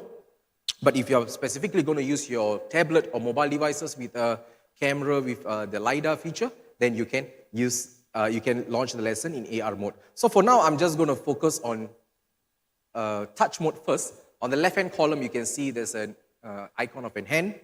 All right, so by selecting it now, I'm in touch mode with my iPad. All right, so I can explore the model. All right, I can pan around the model using my fingers. If you're using your desktop, then you can use your mouse to pan around the model. So on the left-hand column, all right, these are some options for you to explore the 3D lesson first. Turn on the annotations, all right. So by turning on this annotation, you'll be able to see and understand the terms, the terminologies of various parts of a 3D model. All right, so, in EON platform, you are able to create lots and lots of kind of lessons. It can be either engineering, medical, architecture, etc. But for today's demo, I'm just focusing on this particular topic on tiny house architecture design. Okay, you can explode the model by selecting the 3 little arrows on the left-hand column. Okay, and while you have exploded this model, you may want to just focus on a particular part of the model. Let's just say we want to just focus on the main and the door of the model. You can just double tap on a particular part of the model, right? So it's about how your 3D modeling is being designed in its hierarchy. Okay, and then top right-hand corner, you can select the home icon to put them back together. All right, okay, it's okay. And then you can view the model in its transparency view. Right, so you can see there's also objects within the 3D model. If I were to turn off the transparency view, you will be able to see the vast difference. Okay, and then lastly, you will also be able to see animations. Okay, so here is the portal of animations that you can select on. So it seems like it's talking about folding table, wardrobe, dinner table, etc. So these models, these animations are definitely going to be containing within the 3D model. Okay, so what I'm going to do show you now is this same lesson, all right, but I'm going to switch it to AR mode. Okay, so I'm going to place this 3D model in my stage here. All right, so this is the tiny house model. And then on the right-hand column, you can see the 1:1 scale button. Okay, so I hope you are able to see, okay, I hope it's clearer now. You're able to see the 1:1 scale button. So by selecting this 1:1 scale button, I'm now able to walk into the tiny house model. Okay, so I did this demo a couple of days ago. They asked me how did I pass through the door. Well, this is a virtual door, so you don't need a key. All right, so just to show you once again, the model is now switched to 1:1 scale. All right, and I'm going to just walk into the model and I'm going to be able to explore the interior part of the 3D model. So if you notice, okay, you don't necessarily require HMD, all right, or in other words, head-mounted displays or VR glasses like Oculus, etc., to experience a 3D lesson on EON-XR platform. You rather just need a mobile device, switch it to AR mode, and you will be able to also immerse yourself into the virtual environment. So let's go back to the animation icon. Okay, so you can see there's like fan blade and etc. So if I'm going to select the fan blade, probably it's a ceiling fan. Yeah, all right, so you can see the fan is being animated. Okay, and then we have a folding table. Let's see. Okay, yeah, we have a folding table here, if you noticed. All right, so this is the folding table. And then we have a Murphy bed. There's also animation of wardrobe. Maybe let's skip to laundry. Okay, there's an animation of the laundry. This must be the restroom. Yep, okay, and then I can walk into the washroom, all right, to explore the model. Right, so this is how immersive it is. It's a very nice model. I remember when I was in Venus, I went to the actual tiny house and it was so cozy that I was asking them if we can buy it for ourselves. Right, so it's a very, very nice 3D model. And you can also turn on these annotations, all right, at the same time, but seems like there isn't any annotations within the 3D model, all right. As we saw earlier on, the annotations were placed in the external part of the 3D model.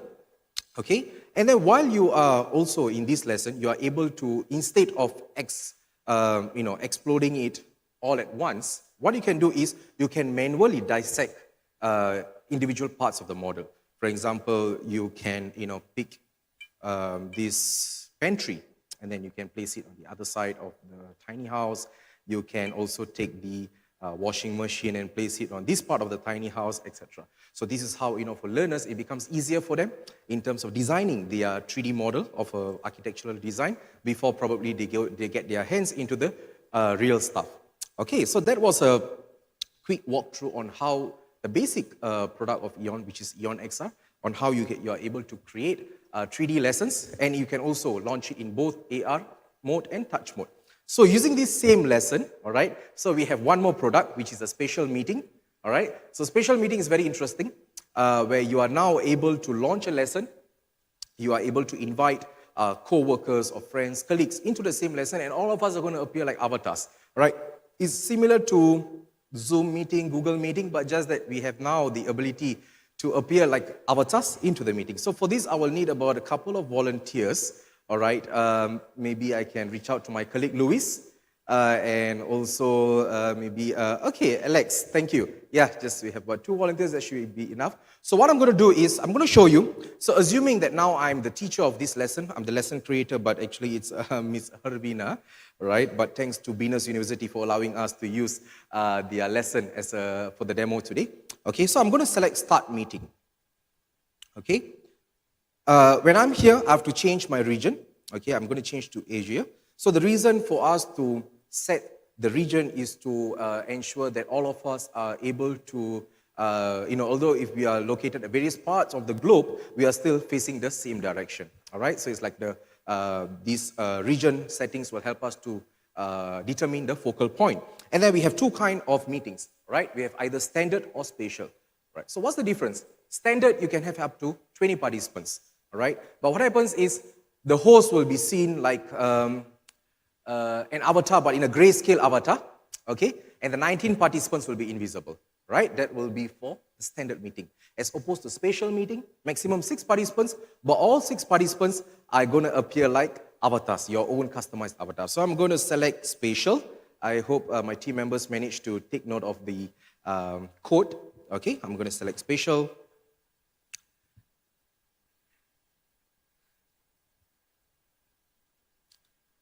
Right, so you just got to give it a while. And just to take note that you don't necessarily have to only use architectural design like a house to start a meeting, but it can be any kind of model. It can be even an engine model or even a human anatomy, all right? It is fine. Okay, so on the right-hand column, you can see it shows customer success. That's our department name. My friends have also taken note of the meeting code, okay? So just allowing them. Okay, at the above, you can see my name is there, Ali, because probably my colleague is using my iPad, and hence, Okay, so he should be somewhere here. Okay, okay, so guys, let's go and meet inside the tiny house. Okay, let me walk through in. I should be able to see them in no time.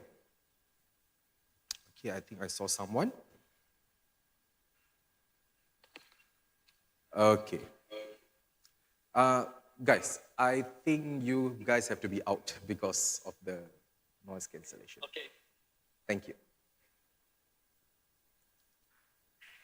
Okay, so if you are testing, oops. Sorry. I have fat fingers issues. I tend to always press the buttons unnecessarily. All right. So, okay, where did it go? It's okay. I'll wait for them to be back home. So as you can see, on the right-hand column, I'm able to take a look at the list of participants who have joined the spatial meeting, right? I think they have walked too far. I hope they know their way back home. Yeah, guys, come in, yep. Welcome home. Yeah, who is this? Customer success.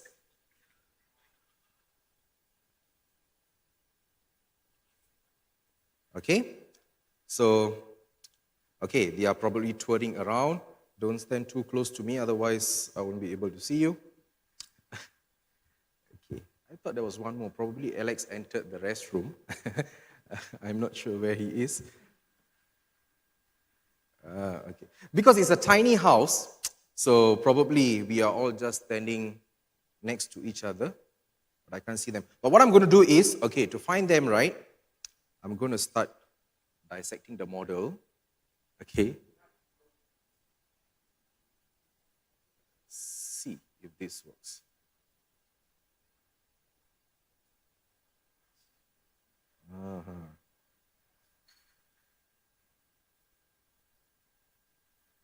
Let's see if I'm able to find them now.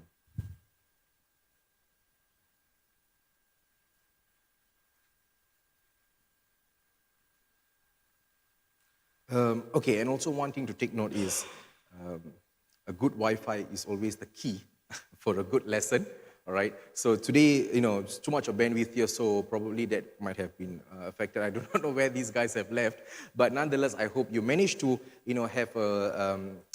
have an understanding on how spatial meeting works, right? So you can be at any part, right, of the globe, and you just got to share your code with your fellow team members, all right? Launch a lesson, and they can easily come in. You will appear like avatars for each other. Yes, yes, sir. Okay, so for spatial meeting, all right, by default, the model will be resized into 1:1 scale. Yeah.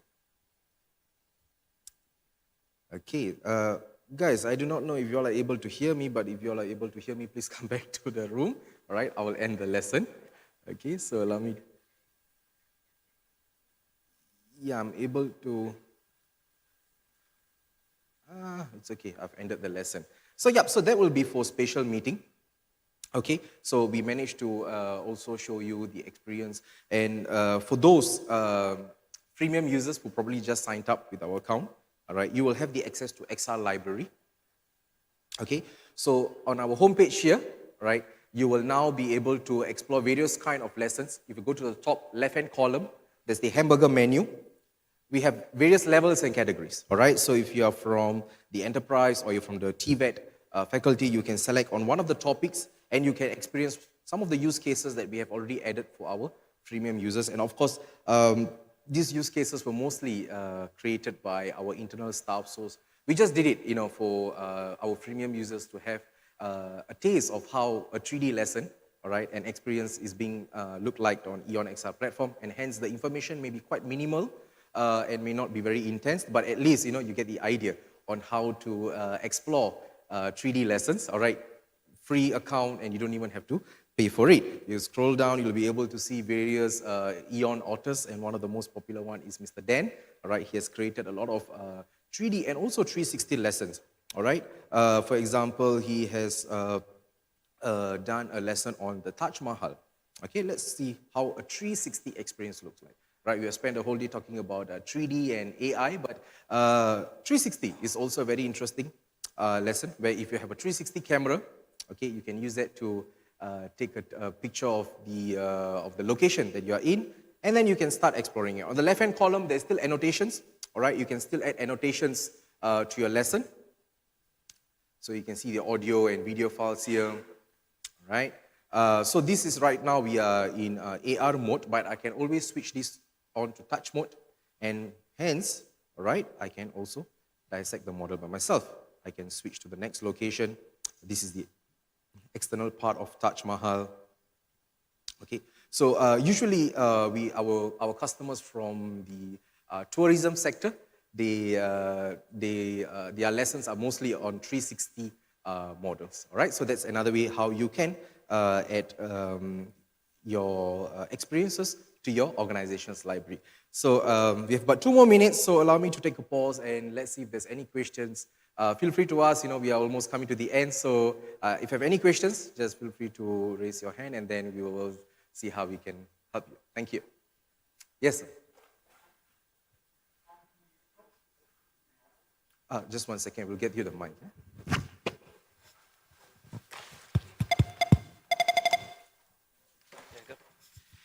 Yeah, on the approach with the 3D model, we've seen that you can enter the house and the model and you can move the objects back and forth. But how do you implement a kind of a real lesson that you have to follow step by step in a pedagogical order? You see what I mean? Okay, so as you know, we provide the platform, right? But organizations or education institutions, they create the content, all right? So the 3D model is usually just a 3D model with no contents in it, all right? But on EON side, what we strive to do is we help you to develop the needs assessment, all right? And we'll see how we can actually align the syllabus of your lesson and to bring it on and develop your 3D lesson. So EON-XR customer success, we work hand in hand with our customers to develop the contents. Yeah. This I understand. I'm just saying, are you having a kind of a tool so that people are kind of guided through the experience, so they know that they have to start with this and then move on to that and so on? Okay. Yes. So we do have pedagogical trainings that we provide, but those trainings, it takes about at least a couple of full days, for us to do the training. So in that training, we will show you how you can, integrate, for now, for example, we have the flipped classroom methodology, right? In terms of when we talk about pedagogy, there's flipped classroom now, which is now commonly practiced in Singapore, like one of our local polytechnic, Ngee Ann Polytechnic. They use EON-XR, all right, to create flipped classroom concepts, and those methodologies will be taught during trainings. Thank you.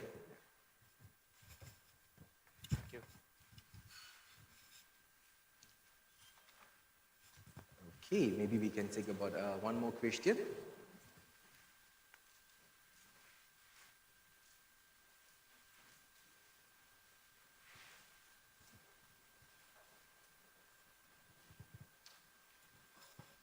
Yes. Luis?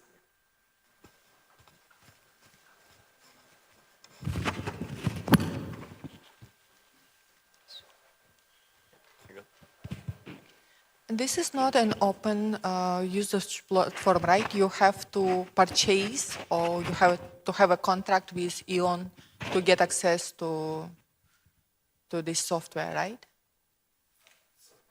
It is not open source, like you have to contract and purchase in order to use the platform. Or is there any part is free for everybody and the rest is for companies to subscribe?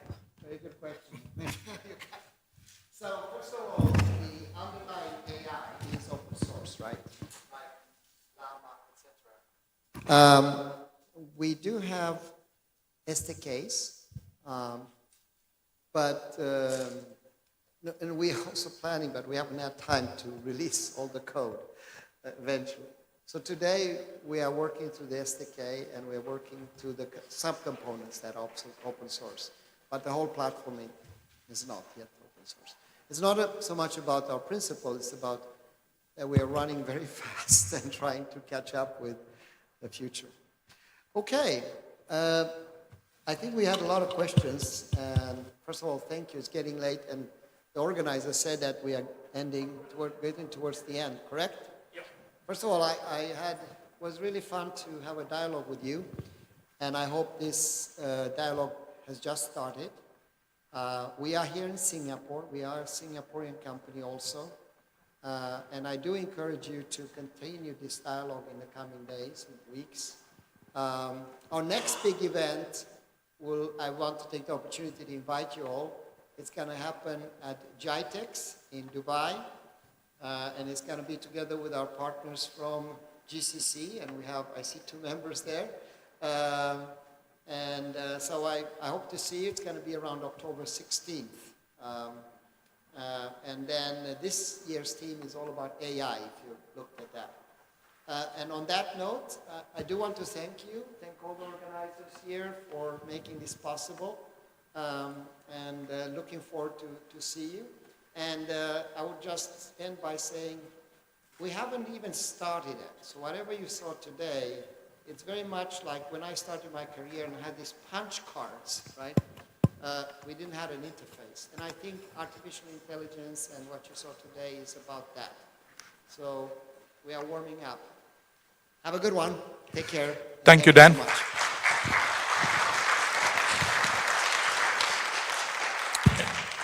A good day of activities, a lot of knowledge sharing. EON, along with our partners, we have been able to bring the best out, and this is just the beginning. Now, before we wrap up, we can go for a big Wi-Fi, and we will be taking it on the stage as a group photo, and then we will be also being available for some interactions outside, and we will take the journey forward based on the developments what we have achieved today together with you as our partners. So on this note, let's take a round of applause for the day's proceedings. Please join me.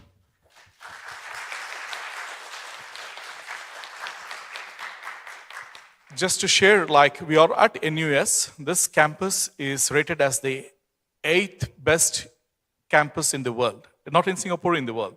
And having a privilege for us to bring the technology dissemination, having partners who are able to showcase their studies, and also each one of you contributing today means a lot for us. So while one way we wrap up today's proceedings, but this is just the beginning for us to take the journey forward next. Okay, on this note, may I request all of you to come towards the stage and we go for a big Wi-Fi. Okay? Yeah, please. Dan, please follow us. We have our chairman here all the way from Portugal, US, and also we have some international representatives joining us. No. Yeah, please, let's make ourselves comfortable near the stage, on the stage. Yeah, facing the audience. Yeah. Can we bring up the EON Experience Fest 2023 image on the screen? First slide.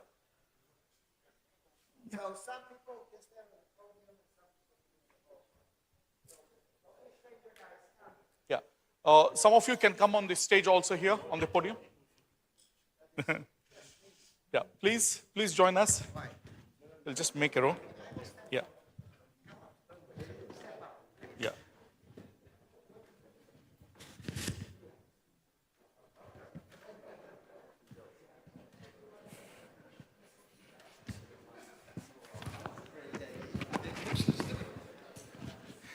Yeah.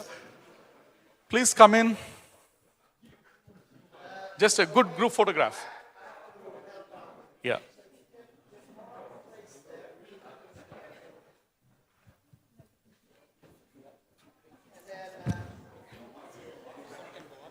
Okay. We still see a few more faces in the back. Please, rush. Raj, Alan, join us. Come in, guys. This is one opportunity where you can all be in one frame, okay?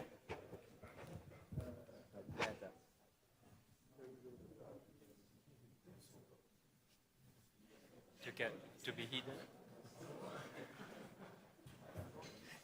Perfect. It's okay. Guys, Annie, we are missing you. Come. Calling for Annie.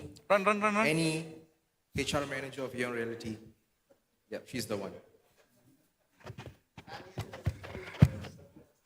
Okay. While we take the photograph, this is our way of saying thank you all. Thanks for making it a successful event here in Singapore. So after we have your smiles captured, we can disperse. Alex, please run in. Run. All the way from Korea, Alex.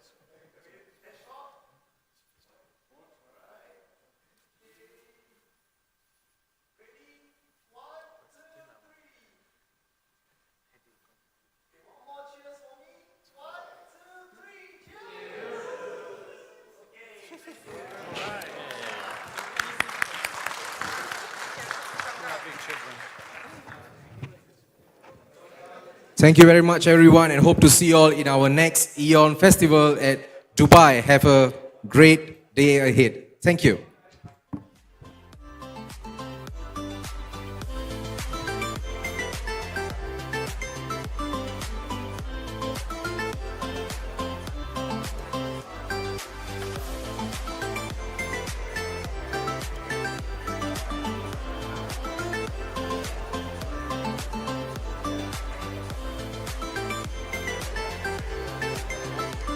Just an announcement to the check.